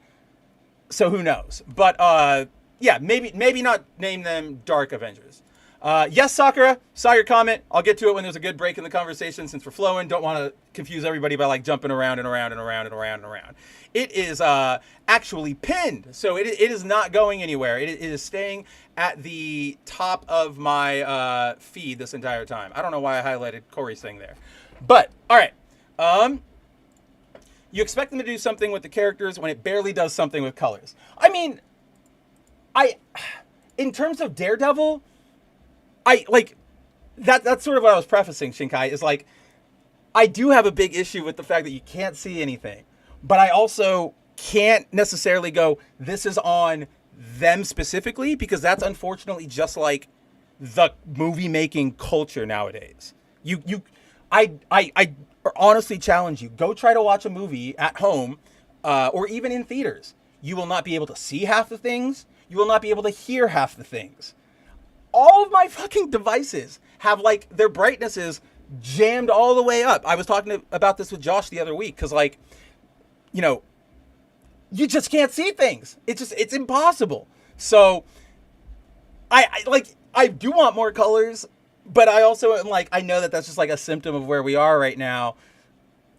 I don't know. And maybe I'm just Daredevil fanboying. I really like Charlie Cox. I have been a Daredevil guy he's probably my second favorite Marvel dude after Spidey and Ben and all that related, team. It's like, yeah, it's probably like Spider-Man, Daredevil, Cap, Nova. And it used to be Star-Lord until they started MCUing him up. And then I was like, no, I don't like you anymore. But, yeah, so maybe I'm just fanboying, but let me have this. Always feels like bringing up color palette feels petty, but hope at least someone can agree presentation can matter. So, you've got me right here. I am all about presentation. We've talked about this before. That's why I have sort of a more elaborate stream setup than a lot of people in our sphere. That's why Bounding Into Comics, has so many details in our captions compared to other outlets, because presentation is that first thing that communicates what people can expect from you. And to take it away from business, it's like if you're going on a date, you want to dress nice, because if you dressed bad, even if you didn't say anything, if she saw you walking in the door, she'd go, a million judgments are like, we all make them, but she's going, wow, he didn't put any effort. He doesn't seem like he's going to want to care about me. He doesn't seem like he cares about what we look like or just like anything. Like, that's really weird. It would be really off-putting. So you always want to, strive for the best presentation you can have. And of course, sometimes there's budget limitations or time or whatever. So not saying you got to go A+ Oscar ceremony all the time, but okay, maybe not Oscar ceremony, because fuck that, but Tony opening ceremony all the time, right? But you should always strive to want to present your stuff in the best way possible, which is like, so for example, on Bounding, let's see, what do we got up here? Take, for example, like, so here's this Veilguard thumbnail I made, right? Character, very bright colored. You can make out everything that's going on. One singular character. You see it. It catches your eye. You go, I know what's going on. And you jump in. You go like, cool. They've put some effort into their presentation, right? See, everybody's centered. Everybody looks great. Now, you go to almost any other site. Here, let me see if the place I'm thinking of has a shit example up right now. Yeah, they do. So, like, I apologize, guys. I'm about to expose you to literally the worst news site on the internet. Although, if you like blatant lies and AI written articles, I guess this is the place. But anyway, oh, hey, what's up, Leon? No, I'm not trying to avoid saying it. I was just trying to have that cheeky setup. But check, like, you can see this screenshot right here, right? Here's a Deadpool article, but this is a shit thumbnail because Deadpool's off center. There's way more weight going on to the right side of the screen. You have no idea what's happening. Like, is that hand reaching for his sword? Is it somebody falling off? Is he on a plane? Like, what is going on here? And then you have this shit. You have the fucking, I can't like highlight it or anything, but if you guys look, like these blue and white bars, this is the what do you call it? Like the press, like it's the trade dress, right? Like it's the trade dressing. It's the big Deadpool logo. This is not a good, like, image at all. And that, and guess what? You get what you pay for because you see that image and you go, I bet this is going to be kind of crappy. And it 100% is. Also, it's probably not real because it doesn't have John's name attributed to it. Let's see if this sounds human, guys. In the 1990s, Rob Liefeld created X-Force for Marvel Comics, and sales went insane for his creations of Deadpool and Cable. It led to some of the biggest times for comics in the history of the medium, but Liefeld and his fellow creators felt they were not getting respect at the time, so they founded Image Comics. Like, no, man, I can tell. There's a reason there's nobody, like, there's not a byline on there. But, so no, like, presentation 1000% matters. Let me see if I can find the comparison tweet I was looking at,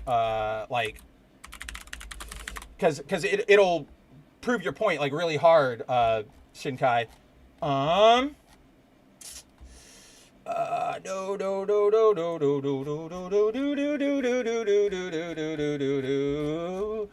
Because there was a tweet that specifically was like comparing the old Fantastic Four Johnny to like the new Fantastic Four Johnny.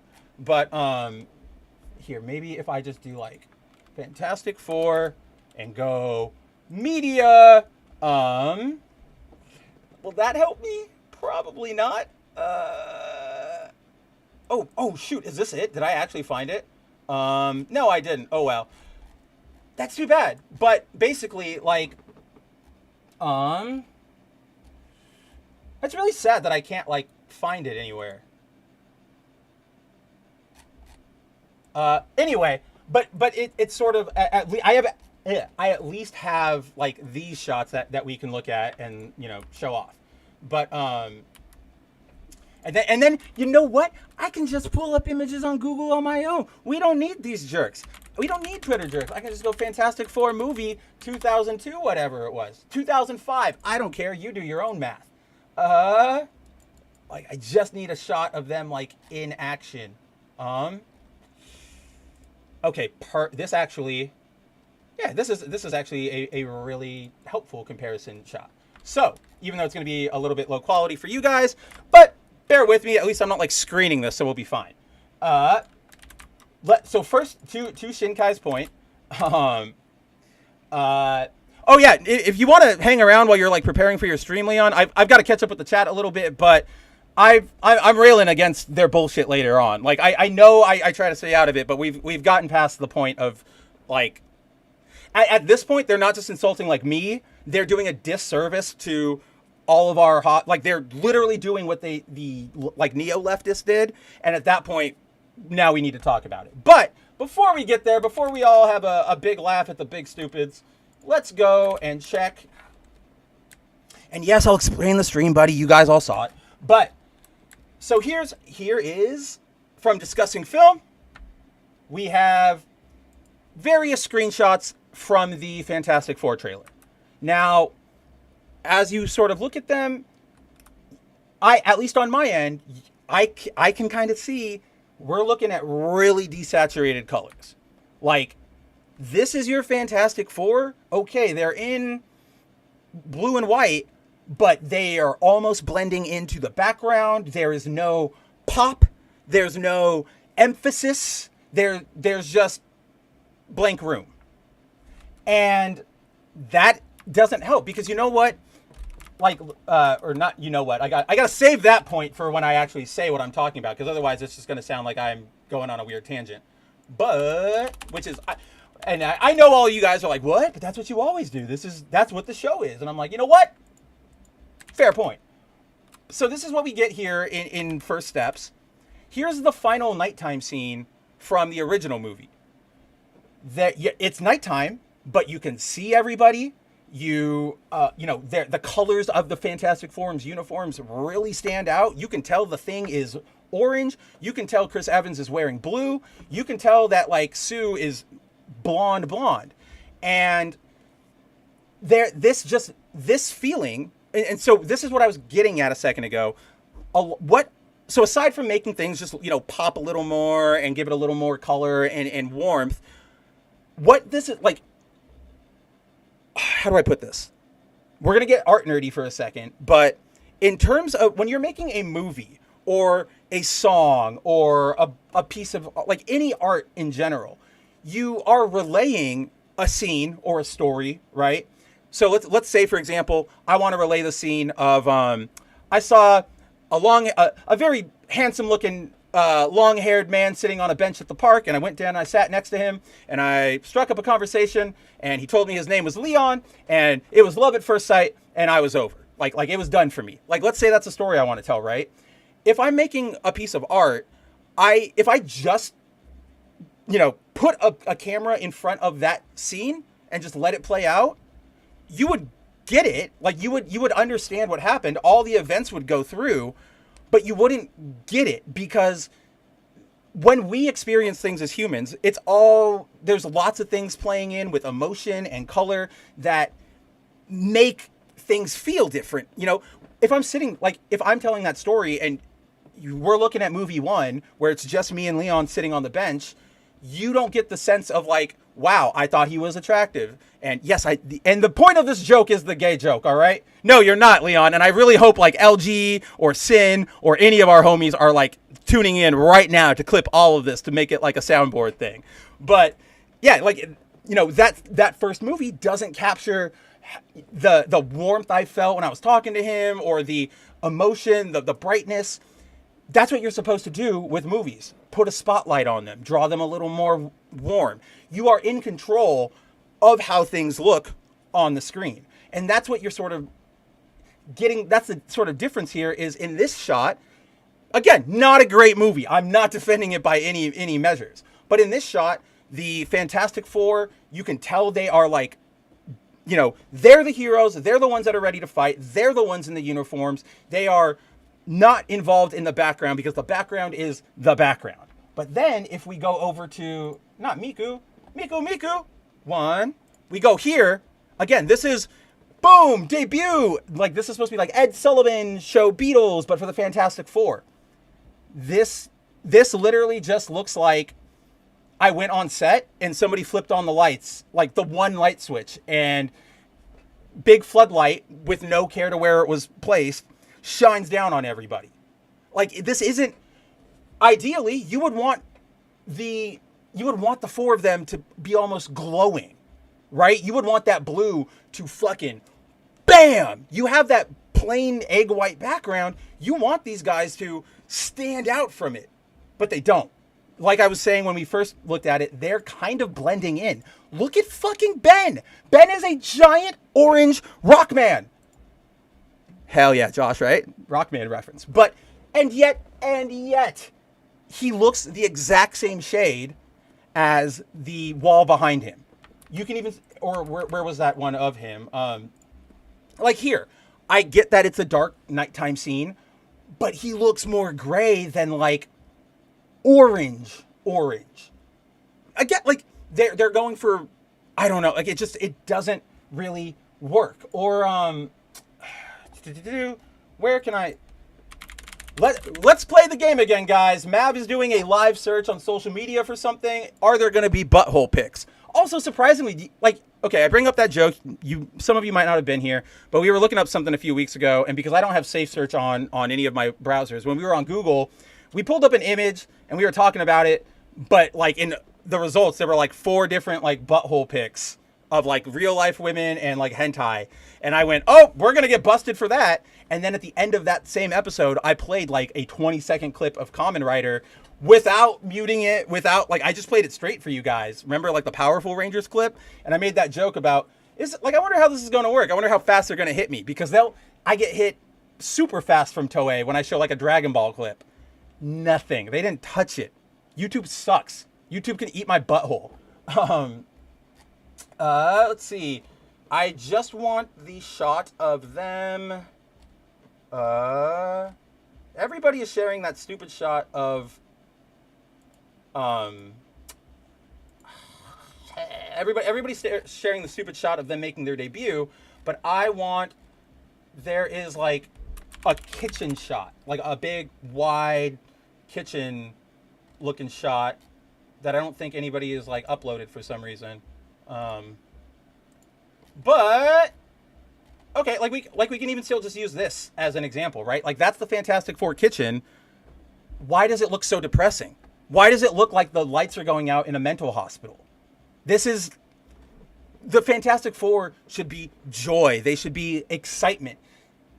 Again, Mark Waid, we all know him. He's a fucking crazy person. The man doesn't change the fact that the man was at one time, and up until like probably the end of last year, one of the just absolute best comic book writers we've ever had. I again, super insane. I don't agree with him on much, but if I'm like, who's the best, like, who's your favorite writer? He's going to be in that conversation. Probably like third under Grant Morrison and, gosh, who would it might even just be him. It might even be like Grant Morrison, Mark Waid, or my top 2. Who knows?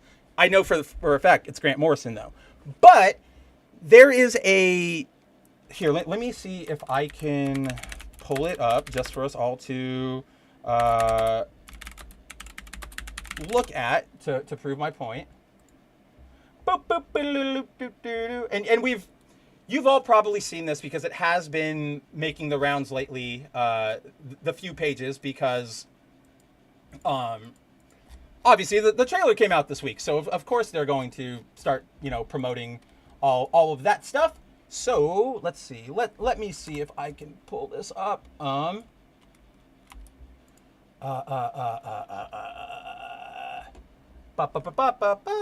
am I vamping so much tonight? I don't need to vamp. Open Firefox. I believe this is what we want, or it's in the right window. No, it's not, because we have a window open. So this page, this is a page from Mark Waid's run on Fantastic Four. I'm just gonna pull you down, Shinkai, so that everybody can see.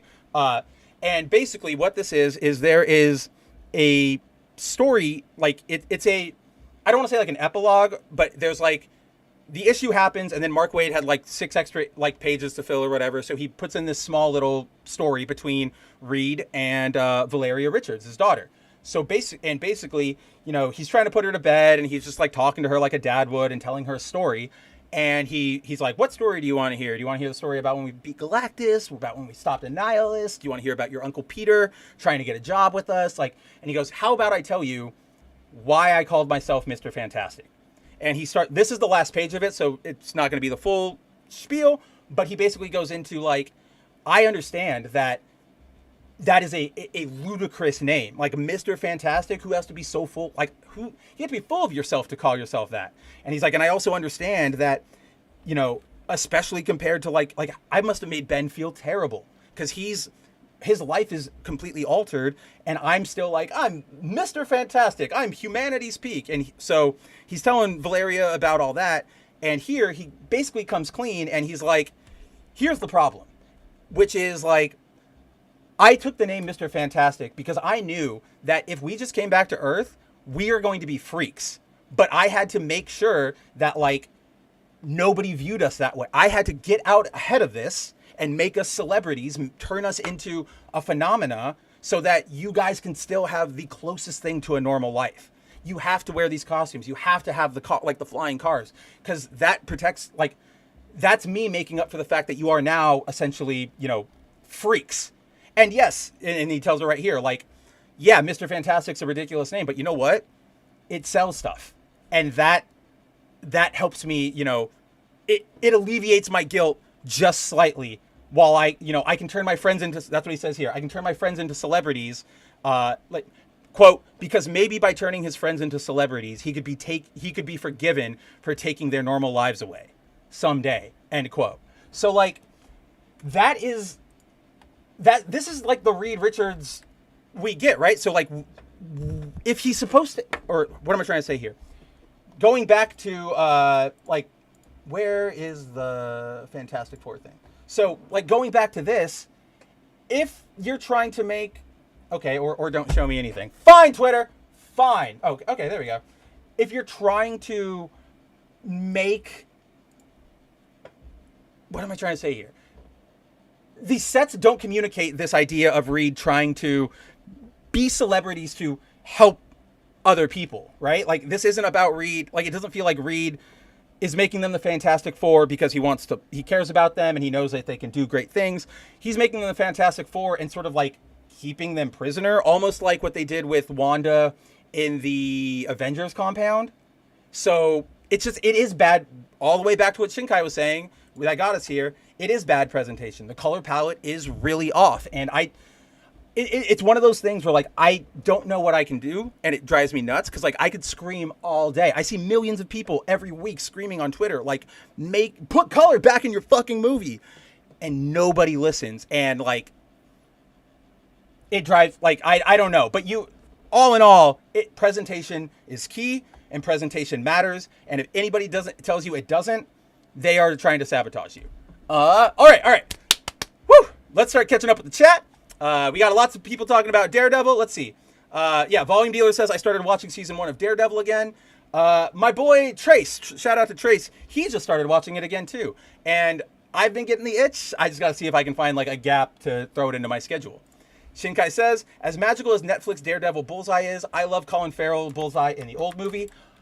I agree with this. I really like that version of Daredevil or of Bullseye. I think he plays the like hyper actual psychotic, over the top psychotic, almost Joker style without being, a cartoon, like crazy.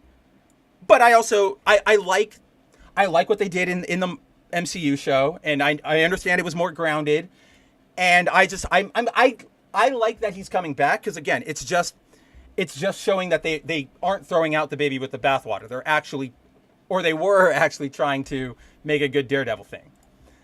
Punk says, I do like the actor who plays Kingpin in Daredevil, and I thought that Michael Clark Duncan was really good as Kingpin in Daredevil, the 2001 movie. Also agreed. I think both of them, just like with the Bullseyes, they have their strengths, and they both play they're both the right Kingpin for that specific project, right? Michael Clark Duncan is a perfect Kingpin, and Colin Farrell is a perfect Bullseye for a more comic booky, over-the-top, exaggerated Daredevil story, whereas... what's his name? Like Wilson Bennett, I think is his name. Somebody might have said that, or maybe that just like popped into my head. But yeah, like so. But then him and D'Onofrio, they're perfect for like a more comic accurate, grounded. And well, maybe not Wilson Bethel, but like Vincent D'Onofrio and Bethel are good for the more grounded, real world versions of Kingpin and Bullseye. Again, no, this is one of those situations where it's like I really don't dislike any of the castings throughout any of these show or any of the Daredevil media. It actually gets pretty like good like attention, love from casting, whatever. And just like a quick note, because it's obviously here, the reason like we're, why people like me and lots of us are cool with Michael Clark Duncan being cast as a white character, right? And we, rail against it nowadays is because back then it was, I'm not going to lie. I'm not going to pretend like it didn't play a part, but the idea of like, we need to make sure this representation happens out, that wasn't really a thing. There was definitely an element of like, probably, oh, let's give the black guy a shot, right? Because this is like a white character. Why would we make him black? There was probably that. There's really nothing wrong with that. But it's in the modern era, it is no longer done out of any sense of like, I think this is a good creative choice, or I think there's something interesting to do here. It is literally done on the agenda of like, comic books are too white. And again, that's where it ends. They don't care about anything past skin representation or like surface level appearances. They just care about, and that's it. So that's why they'll go like, okay, yeah, get them out of there. And are they black now? Cool. Are you going to do anything with that? No. Okay. You just wanted a shield so that if fans don't like it, you can bash them wantonly. Superman, you liked my X comment. I don't, let me go back and look, because I like a lot of things, okay? I'm on Twitter like all day. I'm terminally online. I'm so cool like that. I really don't. So if I find, like, I'll find Volume Dealer's tweet really fast, and I'll be like, oh yeah. Oh, I apparently liked a lot of tweets this week. Oh, no. Okay, so this is what Volume Dealer's asking about real quick. Dan Mora is doing, he put out this cover. It's a recreation of Action Comics #1. He is doing, I think this is just like one variant cover, but it's part of a series he's done for DC that is like recreations of classic comic book covers. I know he's done like Detective Comics 27. He's done Batman #1. And something else, and then obviously Action Comics. So no, not concept art for the movie, just a cool drawing from Dan, because it's Dan. Yeah, exactly, Josh. You don't like Vanessa Fisk taking over the Kingpin's empire, but this is none of you. That's sort of the exact same thing I was pushing back against a second ago, right? Like it's really not good. Insane doesn't even begin to describe him. Remember the Dark Knight Rises theater shooting? He saw it as a positive because that would cause ticket sales to drop. No, serious. Oh, yeah, we're Trent and JDA. We'll get through this and then we'll hit that topic. It's probably about that time. I can tell we're all itching. And then yeah, Josh says I really like that Red Ranger pose. That the Red Ranger's pose makes it look like as he was being pulled up by a harness, just like on the show. All of them are like that. I wish I could find like here. Let's do like the Blue Ranger. Yeah, like a lot of them feel like they're very much taken right off of the like show, like right out of the screen. Jason's like jumping up, but this is like when Kimberly does her like when she appears. She's like, yeah, Bo. So they're cool. I know they'll look really cool when they're on my wall in a nice frame and the sunlight hits them, but it's still. I had to come clean to you guys and take my like my mea culpa lashings for giving money to Mighty Morphin. Better. Okay, I can agree with this. Better wire work than the Superman Lois kiss from the Gun movie. I don't know why that shot looks so bad. I hope it's like fixed or maybe it's just like a bad cut and maybe it looks better in the movie, but it looks very, very like not great. Caveat, what's going on, buddy? How is it going? Yeah, it was after Onslaught or Zavinito. If you're not an English movie, you don't deserve Queen in your soundtrack. Well, that's the thing, right? Is like, if you're in England and you put a Queen song in a movie, that makes sense. It's probably equivalent to, you know, Americans putting in gosh, who would we define? Like a Rolling Stones song or something, right? Or like My Generation from The Who. But outside of the country, it is so big because it is such a legendary like piece of composition that if you're going like, I'm America, I'm going to put Bohemian Rhapsody in this, you better damn well be ready that thing is going to make money. Yes, restart the stream. The party starts now. Oh, it has already been started. Ever since I saw your name pop up, why do you think my hand's been under the desk, my friend? Is Citizen V still Zemo? I don't remember what the solicit said. I think it is. I can't remember exactly what it said. Oh, dude, no, yeah. Bolt says, my hair's getting long. It is. It's gotten to the point, I was telling everybody last week, like, when it gets long, I start getting Peter Parker hair, and, like, my sideburns start going out like the old Ditko-style 70s Peter, and that's when I'm like, yeah, I should probably think about going to get a haircut. Oh, check that out. Volume Dealer says the asterisk in Thunderbolts is theorized to be the real title. Oh, interesting. I don't know if I like that. That seems... Huh. Yeah, that seems kind of lame. I don't think I like that. I got to think on it a little more. Because, again, this is the first time I'm hearing of it. But don't know if I like that. Will Sam Wilson lead the Dark Avengers? Okay. No, not the Dark... Okay, I get the joke. First of all, but it's only going to be like him and Rhodey, and Rhodey's a Skrull, so whatever. But interestingly enough, you bring this up. There was an interview given by the director of Brave New World, the Captain America sequel coming out. By the way, pardon me. Like, he's only directed 3 films, 2 of which were like family, like black family, like black community centered like dramas. Not anything about, you know, social politics, social justice, anything. But like, it's set in the black community. It's telling like a black story. And then fucking Cloverfield Paradox, and now Brave New World.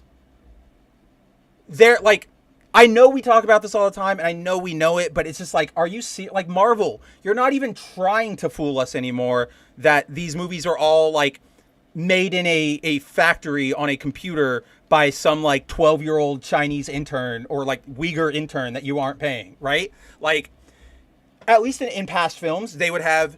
So phase 1, all those directors did their thing. Same with like phase 2. You got to like phase 3 and phase 4. Marvel started, you know, basically going, we have everything laid out.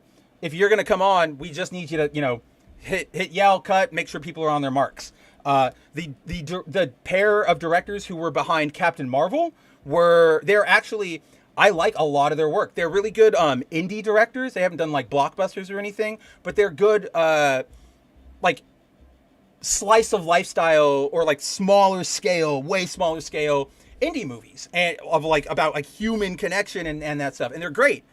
But then you get them on Captain Marvel and you can tell that none of their identity comes through because Marvel was like, we already know what we're doing. We just need you to say like, go. Chloe Zhao, a great, like unironically, she might not be to your taste, but she is still a fantastic like cinematographer, an artist. They put her on Eternals. None of her personality shines through, and it's a fucking disaster.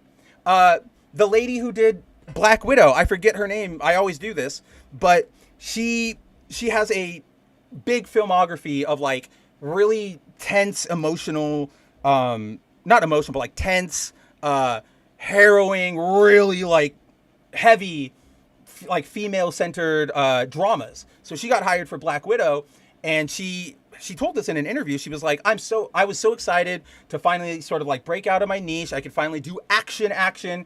So I went to the first day I went to Marvel, I was like, all right, we got the basic story down. What can we talk action scenes? And it was either Feige or just like a representative was like, oh, you're not doing those. Those are already, like, those have been in the works for months. Like, you just got to do this stuff. So, yeah, bad directors, but you got the Cloverfield Paradox guy. But the guy, he's being interviewed by, I believe it was Collider, and they were like, is Sam Wilson going to lead the Avengers next, in the next go round? And the director said, yeah, I'm pretty sure, like, oh yeah, definitely, Sam Wilson is going to be a leader of the Avengers. And I was like, wait a minute, a leader of the Avengers? Like, I feel like you just gave away a lot of the game, and that tells me that you guys aren't confident in the fact that anybody's going to turn out for that. Yeah, I was just watching Bad Boys, says Josh, and man, Michael Bay really knows how to make his colors pop. Visually, I wouldn't mind a Bay-directed Marvel movie. I wouldn't either. It's not like, I complain a lot, as most people do, that you can't see anything in the Transformers films, but you can't see anything like in the action in Marvel movies anyway. So yeah, he's a perfect fit. But no, he does do a lot of that good high contrast color work. Like Bumblebee is always yellow. You know where he is. In all of this like scenes with Optimus, even if it's dark and at night, and Bay loves using that like blue tint, like metallic neon tint for nighttime, you can still tell where Optimus Prime is with his big blue and red flames. You can still tell where Ironhide was, even though he was a giant black GMC truck. If you took those scenes from Transformers and threw them into, Fantastic Four's processing, whatever you want to call it, like their method, we wouldn't see anything. It would literally just be like this. Whoa, that's the thing. Invisible Woman. Oh my God. Whoa. Guys, are you seeing the scene where the Human Torch is flying away? Whoa, you see that light? Like, that was Human Torch. That's crazy. So, again, yeah, he can be a little over the top and a little ridiculous, but the man I still enjoy Michael Bay movies. So is that, so you said, so Timon, you asked me, will you pick this? I don't know what you were asking me to pick, but then you said, I'm Spider-Man, Batman, the Phantom. I'm pretty sure you're talking about like your top 3 heroes. If I'm talking like top 3 overall comic book heroes, then it goes Spider-Man, The Flash.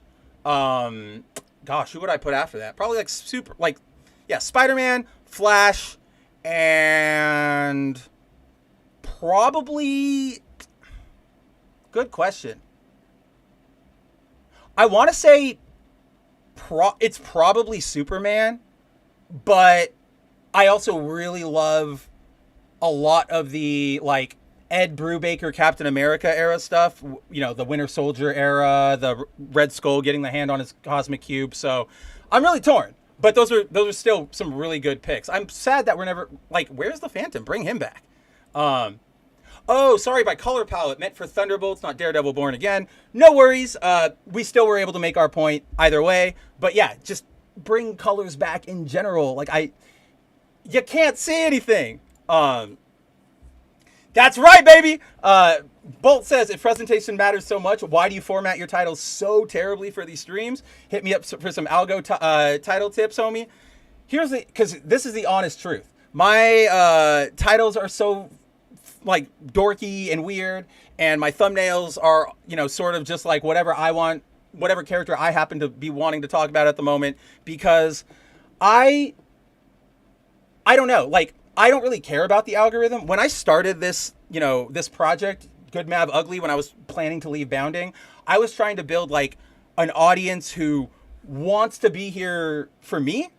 And, you know, I'm not necessarily concerned with getting big exposure. I'm cool with, you know, making my rounds on various shows and introducing myself, you know, the Pro Show or That Game Place or Countercast or wherever, and letting people find me and connecting with them, because, yeah, like, that's just, I don't know. I don't ever feel like I should, if you want to come hang out with me, come hang out with me. I'm never going to be like, I need to advertise hanging out with me. We'll advertise that, you know, we'll do better titles for the news stories and stuff over on Bounding, but these are really just for us. Like, the titles are really just stupid jokes that contain one word to let you guys know what we might be talking about tonight. And as you guys all know, half the time it doesn't work out that way because we just get really distracted. All right. Look at that. I'm catching up. Okay, so Wolf says he's got about a little bit ago he said he had about 50 minutes before he had to leave to prep for his stream tonight. So in service of that, I'm gonna skip a few of the chats. I know oh shit! Look at that. It's Duck. What's going on, Duck? Yeah, besides the elderly going to watch this movie on a field trip, who else is going to watch this? That's a really good point, buddy. I forgot that they do that, and that's probably going to be it. And then, yeah, that pic looks like the new board of advisors of Stargate by Trump.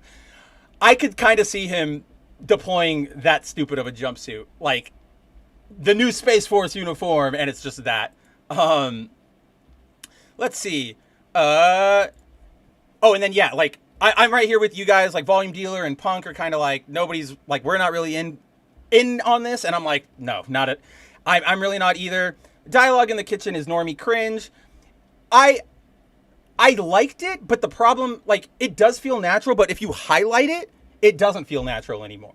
Like, if we're watching the movie and we're in that scene and like Reed is like talking to Sue or whatever, and they walk in the door and we, you know, the camera cuts over to see like what Ben is doing, and we come in on him in the middle of that convo, that works. But if you just like highlight it because you're like, haha, isn't that so funny? That's when it's like, I don't really know about that, buddy. And yes, I do remember Sakura. Don't worry. Like, I've got you.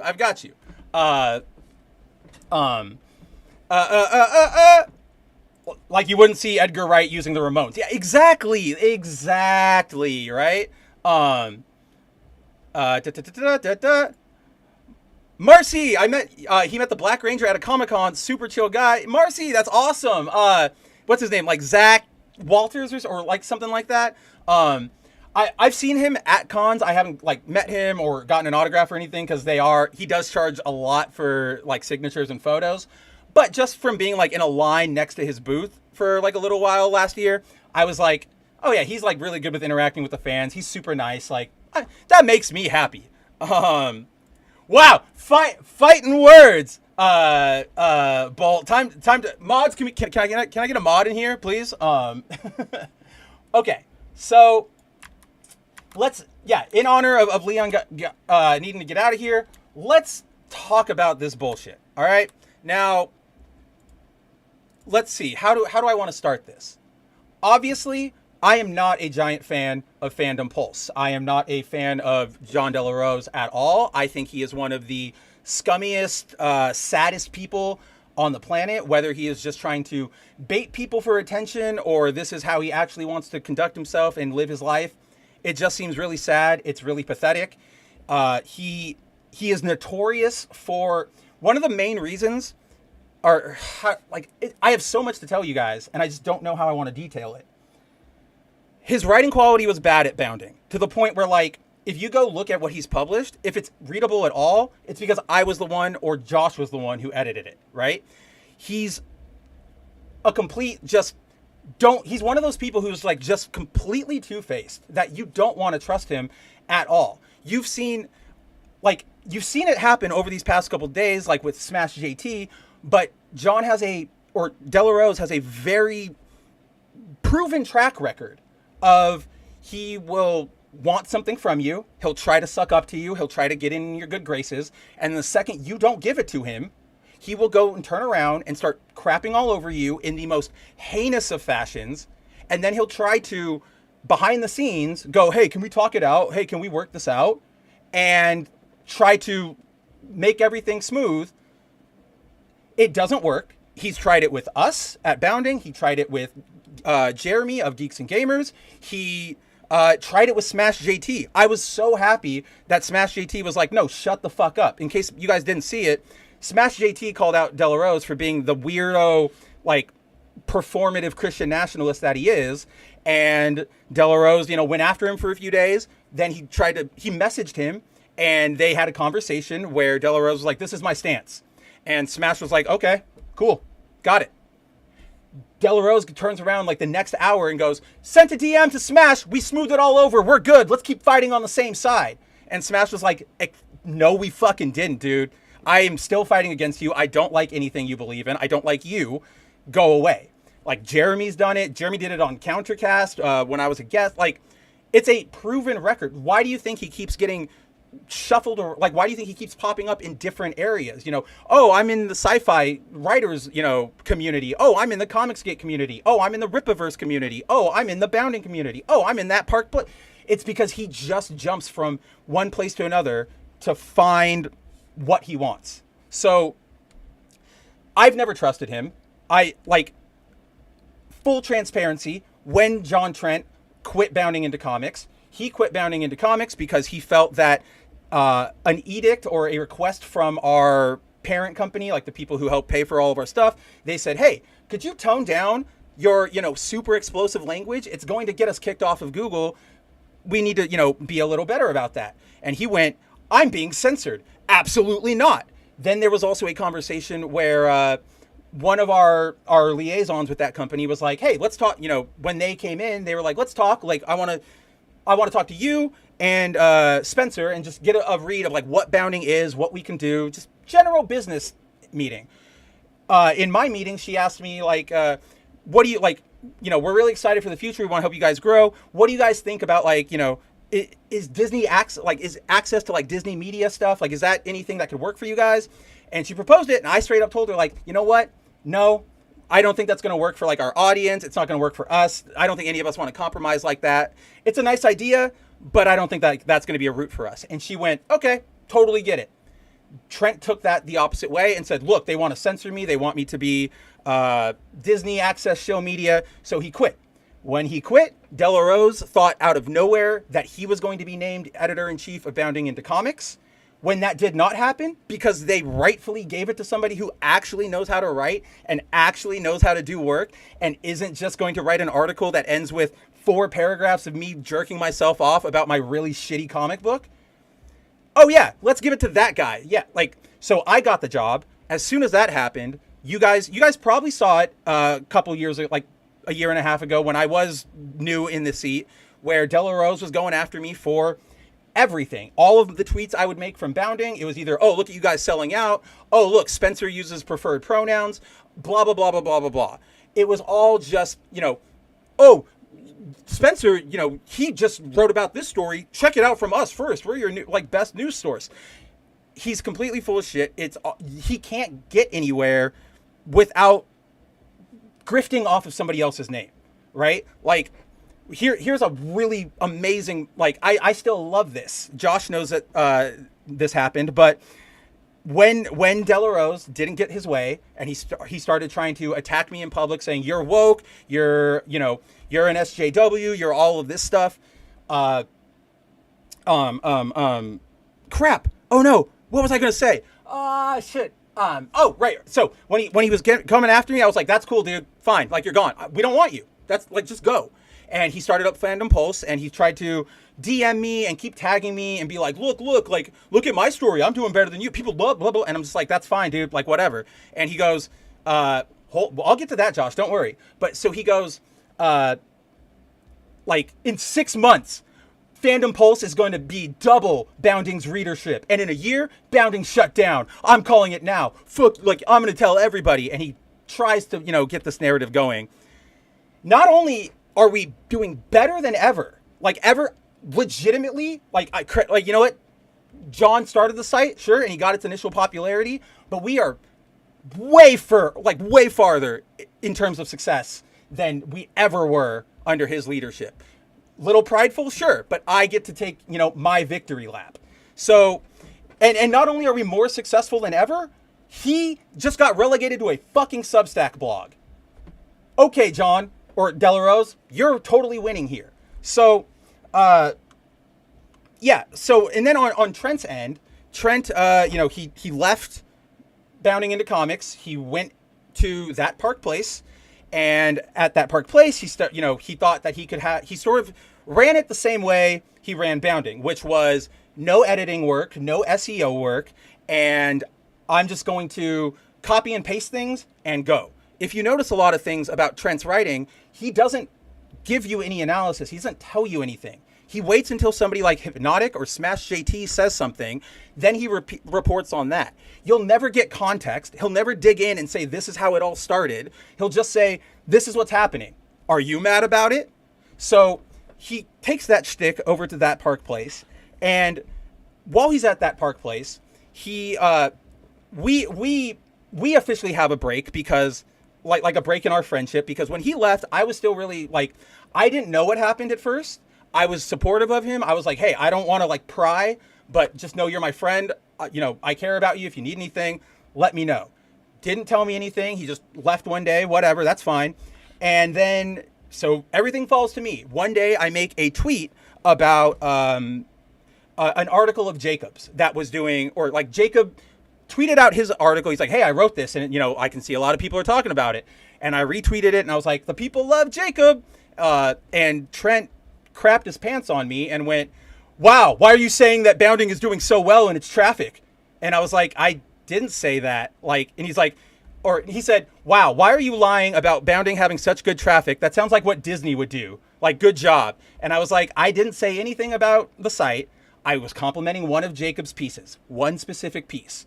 And then I was even like, yeah, I know the site numbers right now, because you can find public estimates on various websites like SimilarWeb or whatever. And I straight up admitted, I was like, hey, I get it. You left and you were the main content producer, and you were putting out 5-6 articles a day. You were leading the charge on the Twitter. I'm stepping into that role. I'm learning. I'm trying to get into that groove. I fully admit we are not we are lower than we were when we were with you, but it's because we need to fill your shoes. And he goes, well, were you talking about how good the site stats are or not? And I went, I didn't. I said one article. And he went, thank you. Don't ever try to gaslight me again. And I was just like, okay, if you're saying I'm gaslighting you, that's the sure sign that you don't have an argument left. And then he blocked me. And from there, he blocked me. He kept, him and Delarose just had this weird vendetta against me. I later learned that Trent had hoped Bounding would fail in his absence, and when it didn't, his ego just ran away from him, and so it was really unfortunate. And we just said, all right, whatever, keep on keeping on. Trent goes to that Park Place. They run into the same problems we were running into him with, and he decides okay, it's going to be best for me to part ways. And now he is over here at Fandom Pulse with JDA, and now they are free to make these absolutely oh my God. Let me finish the sentence. So, they are allowed to be in their own weird, super hyper Christian nationalist bubble. And I want you guys to understand that their Christian nationalism is entirely performative. I don't doubt that Trent at least genuinely believes the Catholic teachings, but when you have him, go check out his Twitter feed. Every single tweet is just, Jesus is king, down with the degeneracy. He calls any and everything pornography. One of the things that I always love to point out is that Trent made a big giant stink about how I'm not going to be censored. I'm not going to, play by, I want to say what I have to say. And if you don't want that, then you're a shill and you're censoring me and I'm leaving. Well, he still has a fucking YouTube channel. And I know that YouTube has specific rules that he is still abiding by that are Google rules. So if you're not, so your anger at, our bosses and then, the bosses over at that Park Place, that's entirely your fault. You are trying to make it so you are like a victim, like the, neoliberals. The reason I made that pause right there is because Josh brings up a good point. As you guys remember, back in the day, Josh was my associate editor, my second in command. He stepped away to go, pursue other options. Totally fine. Doesn't matter. He's still one of my closest friends. But during the time he was there, when I said that bit about if it's readable, we either edited it or either I edited it or Josh did. Josh reminds me, or he flat out wrote it. There was a Salman Rushdie article about when he got attacked during his lecture, and I think he got stabbed or something. I remember that day because Josh sent it to me. He's like, "This is fucking terrible. There's no attribution. There's no citations. It's all speculation." And then it ends with him plugging his book.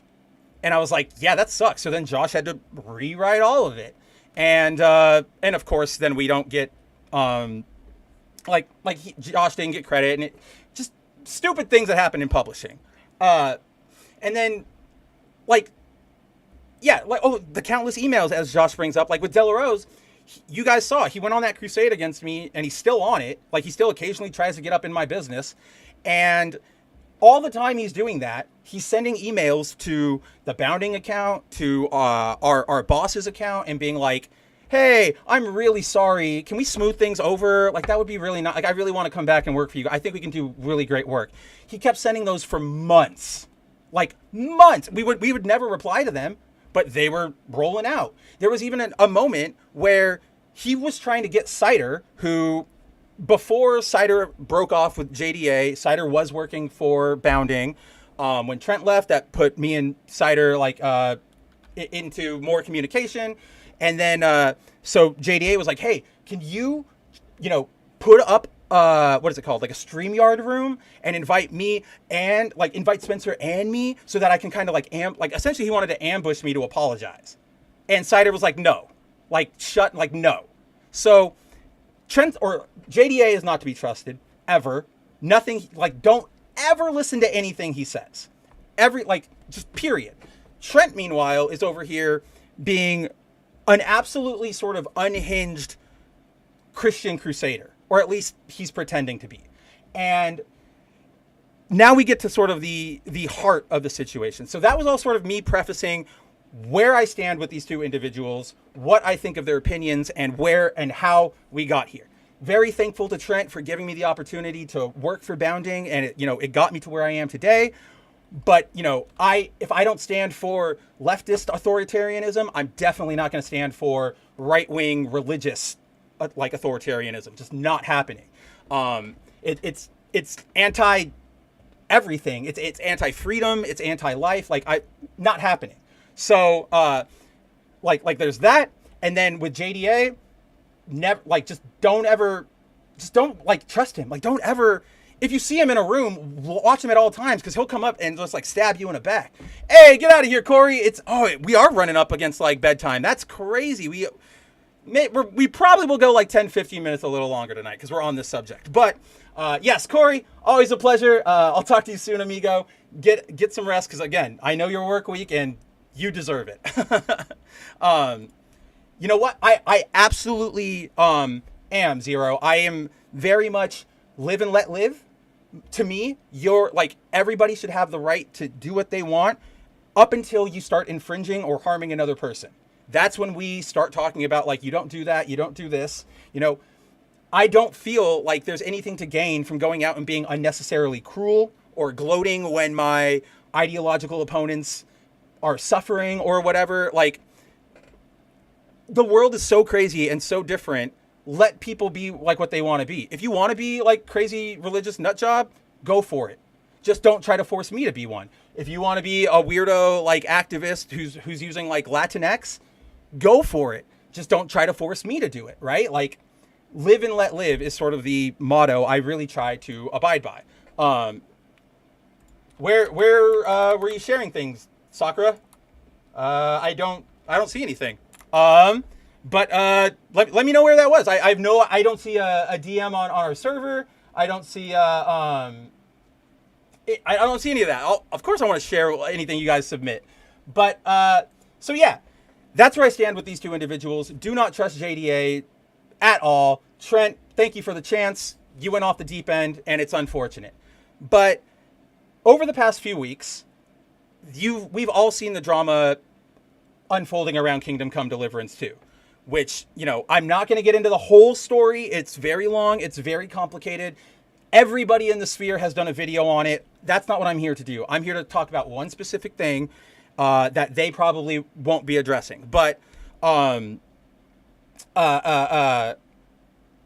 you do a what if then I share? Let me wrap up this point, Soccer, and we'll get to it. Like, again, just let me get to a good break in the convo.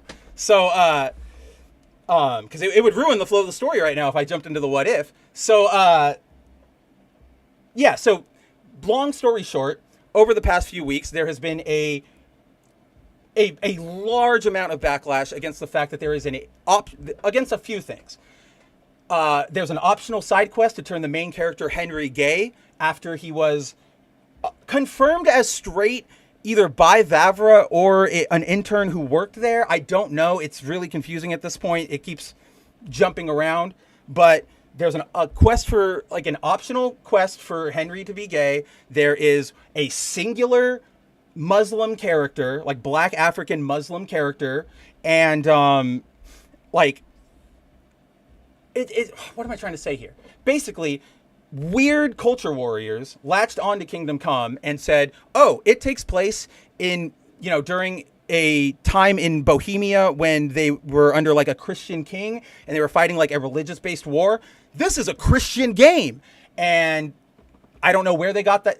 If anybody said that, they didn't play the first one, because in the first one, Henry can go get drunk with a monk, and they can go pick up a bunch of whores, and they can go sleep with them, and then you can go piss on like an altar, right? Like you guys are so full of shit because you saw one thing and then it didn't work out for you, and now now it has to have betrayed you. It's the worst thing.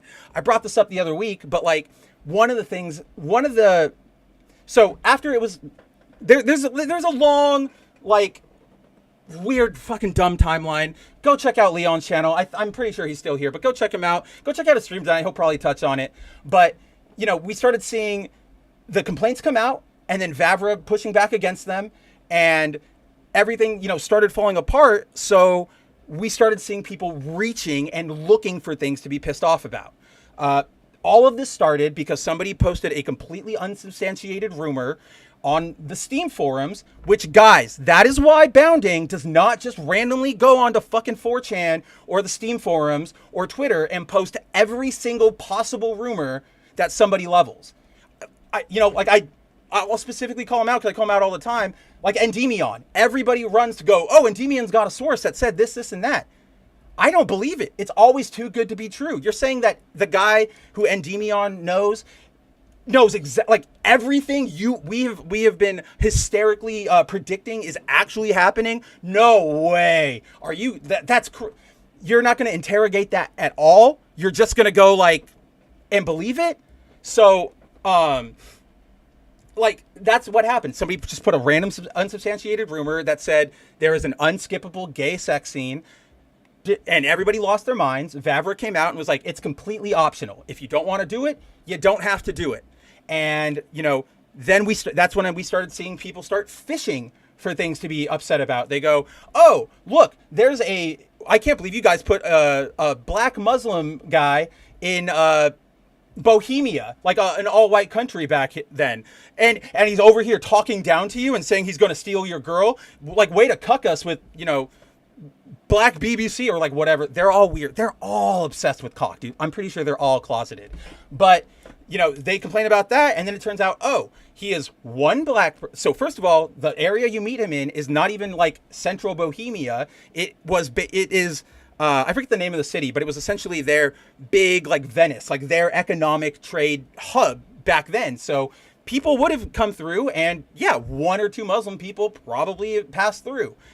And then second, the game isn't treating him in like a really great light. Like it's not like when he says like, "Ah, your religion is stupid," or "Ah, I can steal your girl."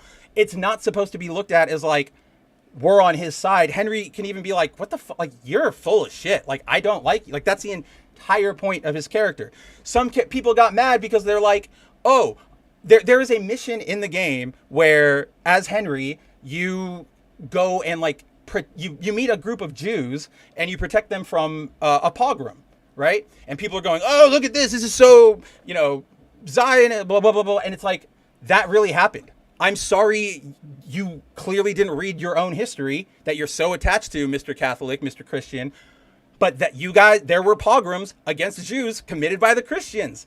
Don't know what you want me to tell you. So, the more and more it comes out, the excuses get stupider and stupider. My favorite one has always been, "Hey, get out of here, Leon. I'll probably see you later." But like my favorite one has always been, "If it's no big deal that there's a gay sex scene in it, why didn't they tell us? Why did they have to hide it?" And it's like, because game developers won't tell you every single fucking side quest that happens in their goddamn game. Like, what baby logic is this? You're literally asking for trigger warnings. Like, that is what you are saying. You are saying you are such a sensitive snowflake that if you randomly encounter the potential option that you can ignore to kiss another man, you need to be warned about that ahead of time so you don't engage with the media. These people have literally become the exact same things they said they didn't want. They don't want certain people to have viewpoints. They don't want certain things being made. They don't want any of this. It is the exact same playbook, just with a red cover instead of blue. And that is how we arrive here. Because over the past few days, JDA and Trent have made it their weirdo, obsessive mission to keep harassing and attacking Vavra, going, "He's a fucking woke cuck. He betrayed us. Look at this. Gamers don't support it. This is, degeneracy. This is blah, blah, blah." Like, they've been railing on it. And it's also been like, Melanie Mack, Yorch, who is just a bigger wiener than even these two combined. And admittedly, lots of people haven't been giving them attention, or agreeing with them rather, but it's still poisoning the well. It's still out there. There are still a lot of people who are in Vavra's every reply going, "What about this, this, and that?" And so over the past week, you've seen those two jackasses going at it, trying to, ding him for something that they don't even care about. Neither JDA nor Trent play video games. I need to make that exceptionally clear, right? Like, Trent does, like, even before he started going down this really insane rabbit hole of Catholic LARPing, he didn't play a lot of video games. He, especially if they had anything he considered objectionable. And as we've seen, that extends to a lot. But then, to deliver another point, they don't play video games, but they also don't care about video games. All of this is nothing more than a culture war battering ram for them. And I can tell you that because one of Trent's favorite games is fucking Persona 5, right? The game where there are gay characters, you can, there are demons that you literally team up with, you are stealing from other people, you are fighting the government, like, all those things you don't like, and yet that's one of your favorite games. And, you go, "Oh, First Descendant is pornography." Well, what about Anne, who is sitting there in a super, super skin tight, leather battle suit? That's okay? Like, get the hell out of my face. And then you have JDA, who yesterday was like, Jade Empire is my favorite game of all time. Oh, Jade Empire, the game where you can completely, no matter which gender character you pick, you can romance characters of the same sex? Great. So, fast forward, because, I said I wouldn't recap it, but clearly this has all been sort of like building in my chest. But earlier today, we saw Trent go off the deep end, right? Like, what we're about to get into, this is your brain on culture war. This is your brain on I am right no matter what. This is unhealthy. So as we've all been staring at for the last few minutes, Trent published an article today saying Kingdom Come Deliverance 2 creative director Daniel Vavra addresses. Well, okay, so they wrote another one, but here, let me find the first one, because where did he? Oh, was that it? Wow, wait a minute. He changed it. He changed it. Oh my goodness. Hold on. Let me pull this up. I just caught this. Well, it's not awesome, but I can't believe we just caught that. Where did they... hold on. I know it's here. I was just talking about it. There it is. Woo, woo, woo. Okay, will it come up here? Because this was a screenshot. Okay, yeah, like Nerdigan sent me the screenshot. But there's your original title. He changed the original fucking title. Yeah, exactly. Like, that's what I know I need to breathe, Timon, but like 0 points out. He changed the article live. Also, side note, my queen! And yeah, like wanting devs to spoil the game is crazy. Imagine if all the side quests in Red Dead, like they did like an Xbox showcase and they just told you all of the ones that were coming. That's not fun. Like, again, they're asking for trigger warnings. That's what they want. So, as you guys can see here, the original headline was Kingdom Come Deliverance 2 features graphic depiction of child sodomy. Like, that's a big fucking accusation. Like, that is insane. So you click that, and now you see it's to creative director Daniel Vavra addresses the scene. But I'm not going to, like, go down there because I can't stand reading, like, trying to read that. But basically, their argument is, and again, this is what I'm, like, notice how this is the, like, epitome of reaching for something and just trying to find something to ding the game on. In the game, so this is Trent's entire point. In the game, the character that you can be gay with is the character of Hans. Now, full disclosure, I don't know Kingdom Come Deliverance 2 lore outside of what I've researched for this current moment. I don't really have an interest in either of the games. Nothing against their quality, nothing like that. I'm not a big sword and sorcery guy. So, especially when you want me to do like a big open world game, that's just, I'll read a good history book and all that. I love history, but I'd rather put a helmet on them and put them in space and then we can talk. So, the character of Hans, he's a character from the first game, and in this game, he is the one that you are able to romance as Henry. That is your gay romance option. Now, the character of Hans is inspired by a real-world historical figure. God, I have to go down because he's gonna. So, okay, good. At least I have this image. I can just snag this. Because guess what? This isn't Trent's original image. He just stole this from Twitter. So, in the game, your character of Hans, who is the one that can be romanced by Henry, he is based on this real-world individual named Jan Patat. I don't know how to say that. I know I'm going to screw it up. I don't know Czech at all. I can barely speak English, as you guys can all tell. But essentially, he was, he was involved in the giant civil war of Bohemia that was happening at this time, back like in our real history.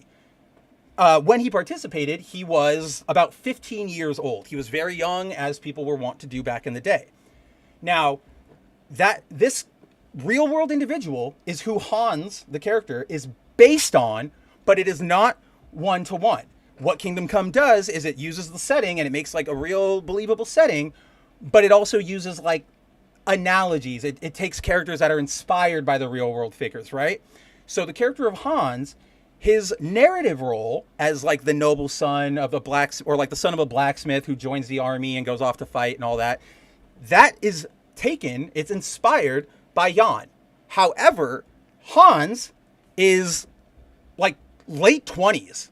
He was like that in the first game. And again, to prove they don't play video games, in the first game, there is a mission where Hans can go and dick down the entire like population of a town, or like an entire brothel. But why didn't you guys complain about him supposedly being even younger when that scene happened, right? It's almost like nobody in their right fucking mind is going to make a child sodomy, like anything, in a mass-produced piece of media. Like, use your fucking head. Like, no way, dude. Like, that's just... Again, this also isn't real child sodomy. It's Trent going off of his weird religious weirdoism, right? Like, he's trying to... That's how he views it, and that should show you how detached from reality, like, it kind of is. But yeah, that is the entire basis, guys. That is why Trent felt it was appropriate to write and accuse Daniel Vavra of supporting, endorsing, promoting like child backdoor rape. Like, I don't even really have a commentary to add at the end of this because it is just absolutely insane. And I really just need to drive home, like, don't listen to fandom. Like, this is not, these two are not serious individuals right now. This is, they only are in this to huff their own farts, and they want you to push back because then they can go, oh, I'm such a victim. They are literally the exact same things that they whined against for years, which tells me they didn't really care about the fact that our entertainment was being destroyed for agenda, or that people were being silenced, or that people were being forced to do things one way or another. They were just mad that they didn't have the keys to the car. So I will end this by saying I am routinely, like, widely proud and overjoyed to see that, you know, early on in this round of, you know, pushback against progressivism, you know, we had the PC culture in the 90s, and then we had, I hate the term, but I guess it woke culture of the 2000s. When we started pushing back against this stuff, like 2014, blah, blah, blah, blah, blah, I did, you know, I not only lived through like the satanic panic of the 90s, but my father, hardcore Catholic, straight out of the Philippines, which puts American Catholics to shame, like, he was on that train of, you know, Pokemon satanic, Cardcaptor Sakura, you know, promotes Satanism, all of that stuff. I couldn't play video games because he thought it was, you know, a way for the devil to find a way into my brain. So having lived through all that, I did really early on have this tinge of like, it's going to get to that point eventually. And I'm really worried that once we start essentially, you know, pushing back and getting in victories, I'm really worried that this movement is all going to evolve into being a puritanical, like, Christian one. And I was really worried. But then these two idiots have spent the last 2 months completely destroying their reputation. And I have seen so many people, like, so many people I respect, so many people I love, so many people I just know of in the community going, shut up, like, go away. Like, it is not a thing. We don't want to hear from you. Get out. And it makes me insanely just really, really stoked. So, yeah, no, I know that, Timon. JDA said the satanic panic didn't happen. And his argument was, well, it did, but they were right. And it's just like, okay, like, again, he's not even two-faced. He is just 900-faced. Just don't trust him. Just don't listen to him. He has nothing worthwhile to offer. But yeah, so too long, didn't read. Phantom Pulse, not a valid news source by any measure. Trent, completely off of his rocker and just trying to do the Christian nationalism thing.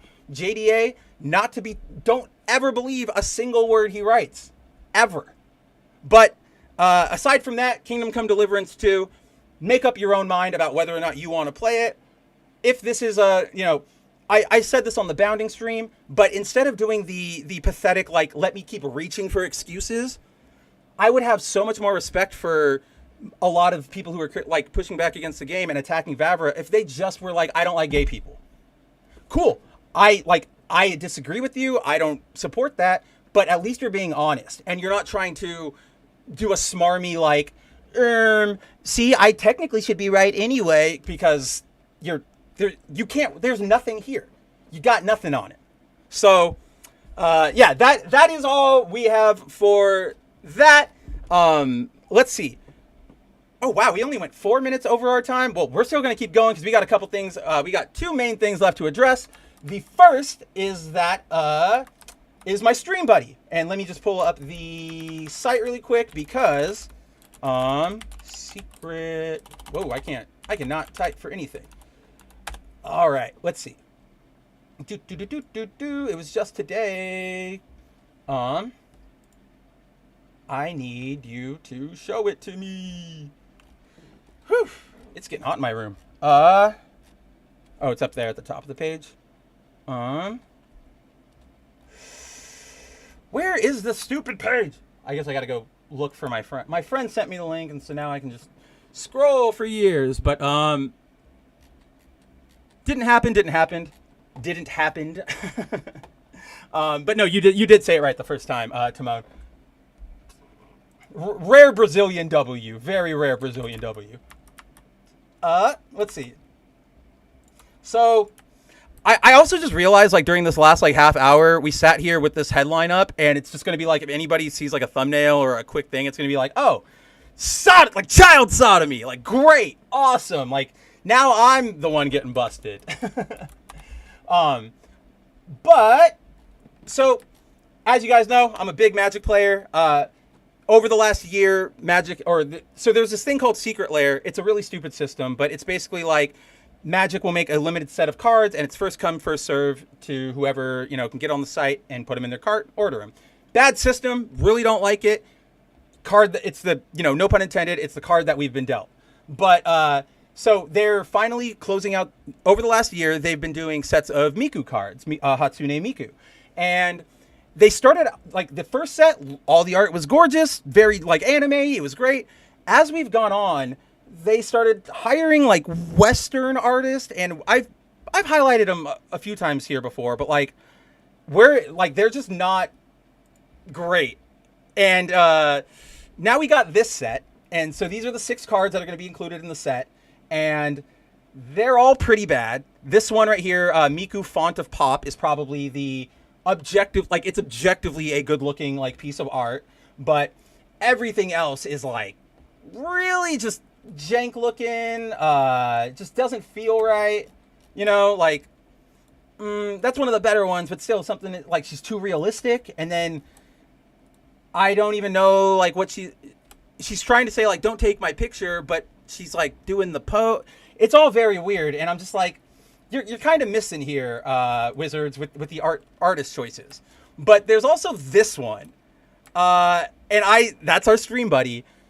It's just, like, I feel, this is what, like, somebody who worked at Disney in the, like, in 1989, if you said, draw anime, and they said, I don't, like, okay, big eyes, right? Like, it's such, I can't believe in 2025, a major company, a major nerd company with good, like, they have good anime artists. Like, they have lots of good, like, anime variants here. Like, I'll show you. This card, I just bought her for my Captain America deck, and she's basically going to be the Bucky, because she's part of a combo I need. So, like, she has to be on the field, and then Cap has to be on the field. But somebody give me the art. Oh my god. Like, that's pretty good. Like, that looks really good. That looks like genuine anime art. That makes me feel like yeah, like, you like anime, I like anime, cool. This is like, oh, your dad told me you liked anime, and I went to, like, Walmart and asked the cake guy to draw anime on your cake. He had to Google it, but you got it.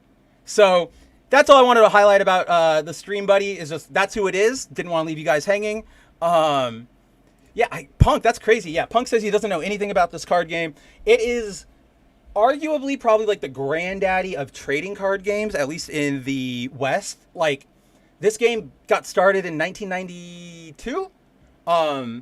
And, like, I've been playing it since then. Or, like, I played back in the day when I was, like, 6. I was playing around the alpha or whatever it was.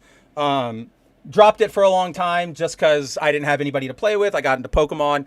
But then in recent years, when I moved to where I live right now in Arizona, I ended up moving really close. It happened to be really close to a friend of mine, like a longtime friend of mine, who is really into Magic. And he was inviting me out, like, hey, you want to go play? You want to go? And I'm like, okay, fine. And so I just slowly got into it.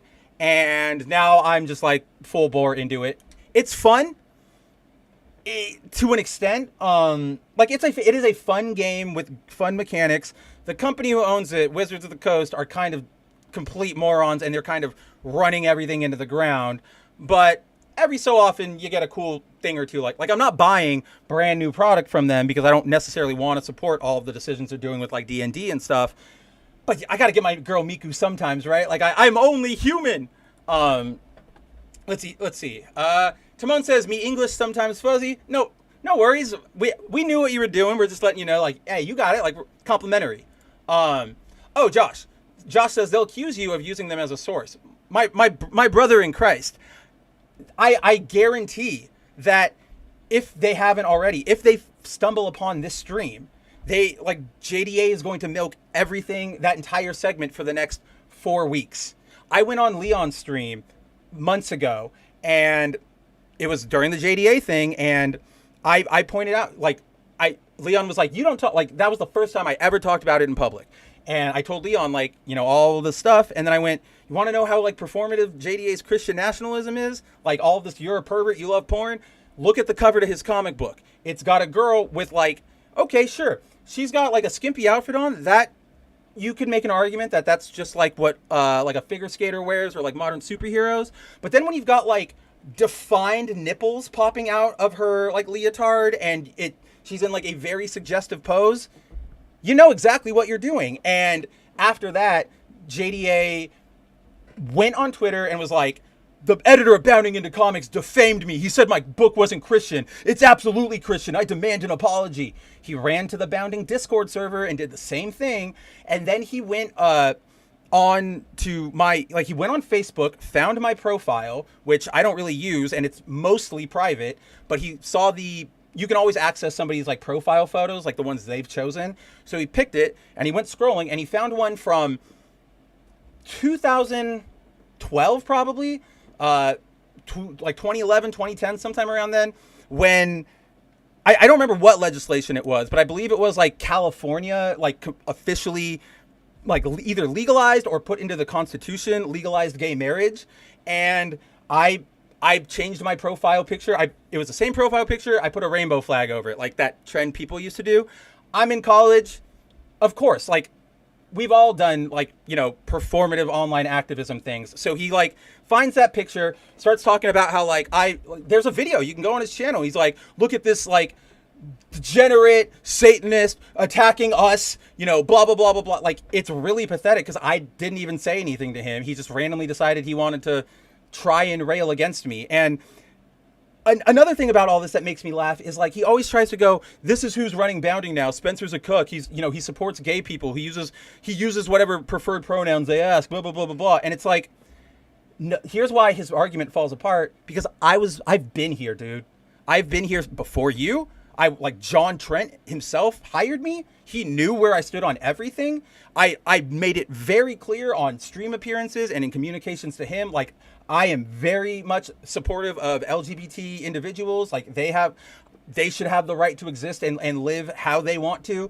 Like, I've done this the entire time that I've written for Bounding. So when you try to go to Bounding and go, they've been sold out, they're cooks now, and you go and you look at who's in charge, and it's the exact same guy you've been reading for the last 4 years anyway, argument falls apart. Saint Seiya and OG Dragon Ball. Now you moved it. Anime stopped being 35 years ago. It was 40. So now I'm on to you. Oh, dude, Zero. Like, not only can you find better Miku art on, like, image bureaus, which of course you can. They're like really talented artists out there on the bureaus, but like a 12-year-old who just found Hatsune Miku could probably draw a better looking Miku than this. Like, I am absolutely baffled by it. It's one of those things where, like, I look at it and I'm even struggling to, like, tell you guys anything because I'm just like, look at it. Yep. I remember that one, Josh. One time JDA accused me of changing the pronouns in his articles. It didn't happen. And Josh was the one editing them. Like, and yeah, exactly. Like Josh says, he kept the ones he wrote. So it's all, he's just the biggest, he's just, you know, rip bozo. Like, we smoking on that pack watch, my friends. However you spell it. Oh, are you talking about Araz? Yep, that's who we've been talking about. You might have stepped away for a bit. We just went through Trent's bad reporting on the Kingdom Come stuff. But yes, we're talking about Deliverance. Again, don't trust him. Pretty much everything he says, you could almost take the opposite of it, and you'll have something closer to the truth. All right. Now, The moment we've all been waiting for. Let's see. We are probably getting close to getting out of here, but Sakura Mita earlier in the show had a question for us. Sakura asked, "What if Saban sells Power Rangers to Toei?" Let's see. Hold on. I got to grab one link that is actually relevant to this discussion. Give me 1 second, buddy. I just sent it to our guy Cider because we were talking. Cool. Got that. So, there are two points to this. The first is the actual question itself, right? What if Saban sells Power Rangers to Toei? I actually am not against it.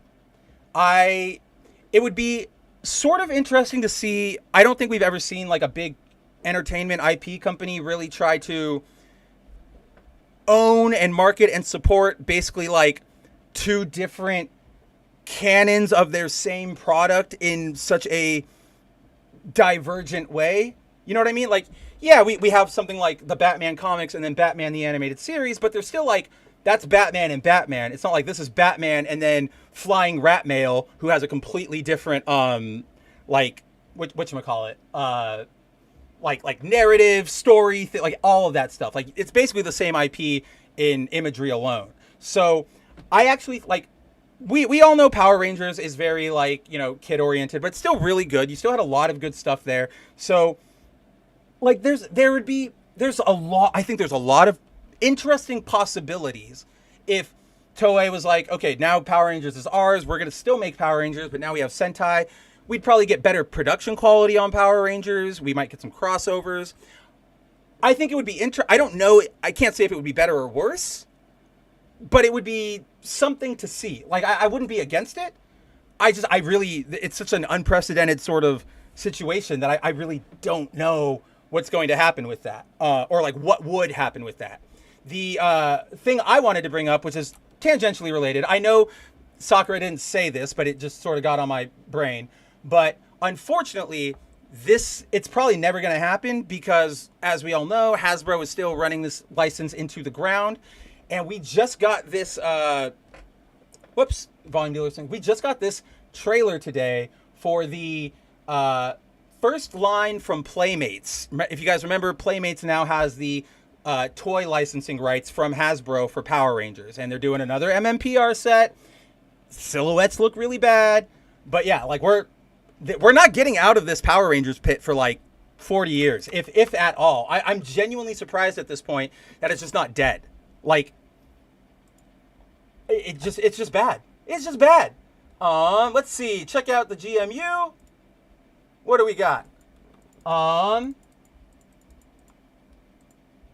see. We got a couple memes to look at. Let's look at these memes. First one. Whoops, I'm not on the right window.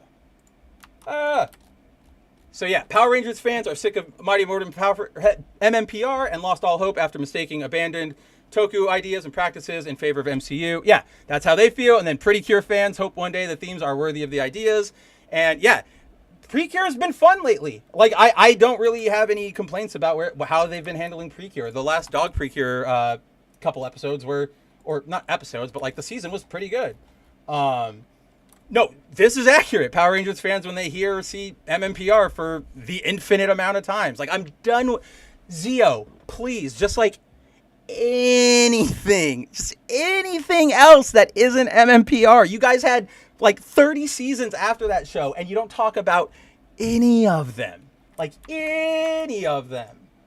All right, let's see. Next one. Whoa. It keeps opening in a window, so I got to go to the window and then zoom in. Pretty Cure fan now. And then, like, yeah, remembering what, yeah, like, I don't know if we'll ever get, like, a cool, because, like, you've been talking about that all day, like a samurai theme, and then, like, the Yakuza sort of, like, gangster theme. I think those are really cool ideas. I don't know if they would do them because, like, I feel like those are a little too shonen male for what Precure is supposed to be. I want to see it. I am curious, like, I don't know what the viability of us ever seeing that is, right? But then again, we got an entire Kamen Rider theme based on fruit. So who the hell knows anymore what Toei will do? That's one thing you can give Toei. They are not afraid to play with their Toku themes.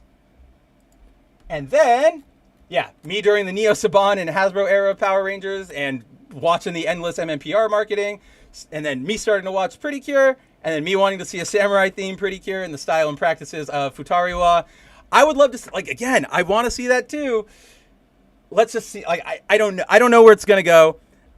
Like Precure is actually probably my most like pure Toku experience, because I don't really involve myself in like following news accounts or leaks or any of that stuff like I do with Sentai or Kamen Rider or Ultraman.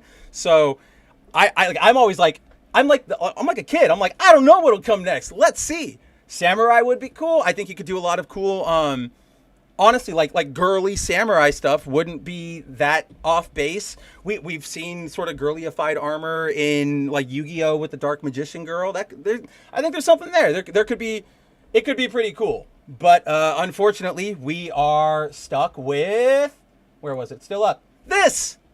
Yay! MMPR for the 9 billionth time. Oh, I started playing the audio there. I didn't even know there was audio.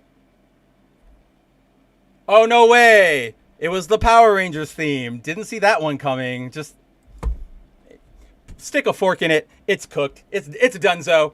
But speaking of donezo, we are 20 minutes over our normal time. I know everybody has things they want to go do with their Friday nights, whether they want to.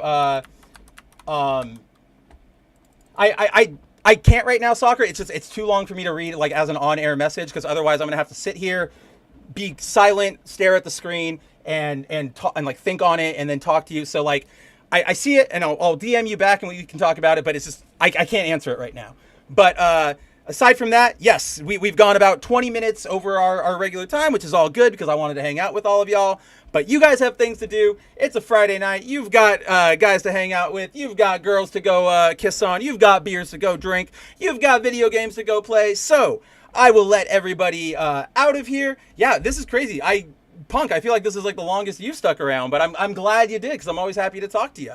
But yes, no, caveat ties, you have a great night. I know you weren't talking as much this show, but I'm always stoked to see you. I'm always happy, even like when you pop up on my Twitter feed, I'm like, hey, look, it's Caveat.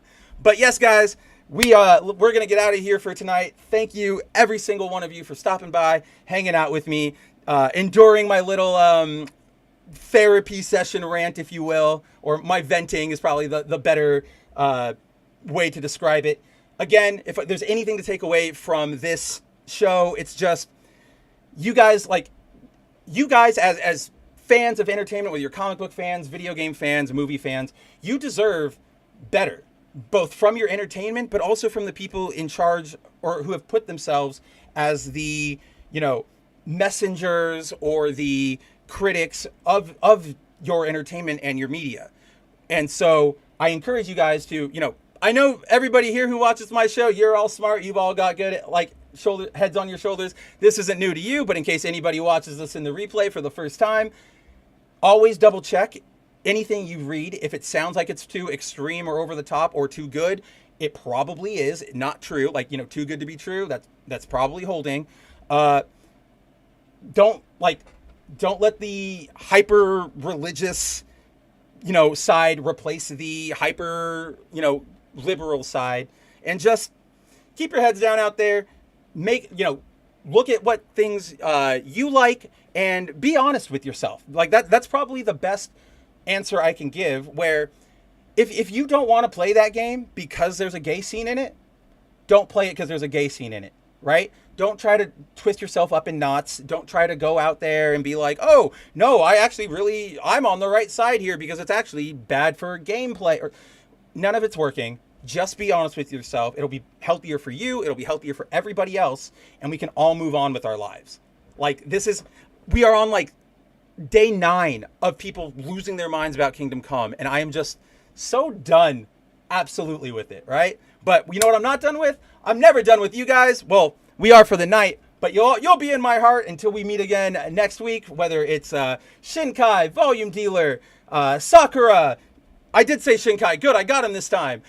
Zero, Punk, Caveat Ties, Corey. I saw my Queen Cassie here for a second. Bolt, I'll see you later. I know you're not watching right now, but I'll see you in your chat. Josh, I know you're in here. You damn well know we've got things to talk about. You've been gone for like a week. We got lots of video game stuff.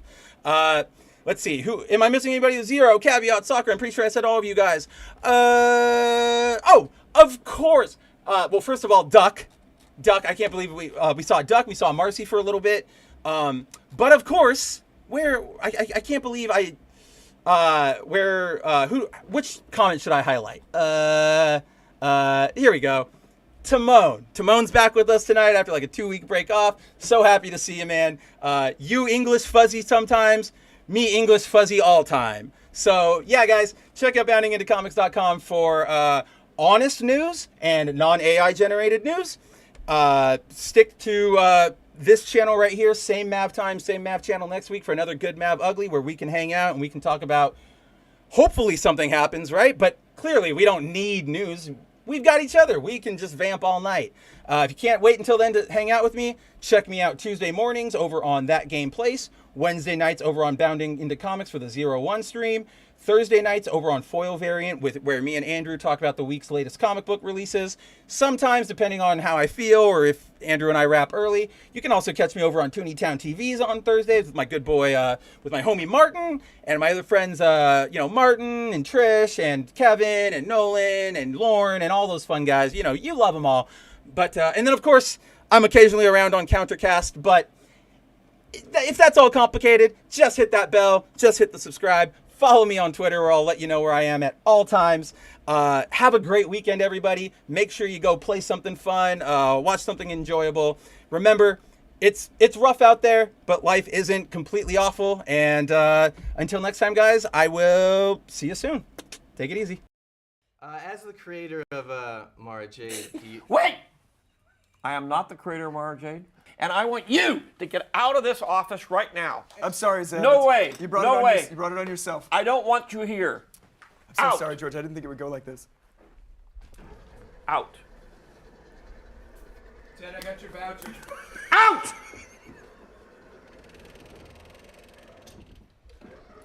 There. I'm sorry about that. I'm so sorry. We'll have him like burned and we'll I don't execute even him know and who burned. that guy is.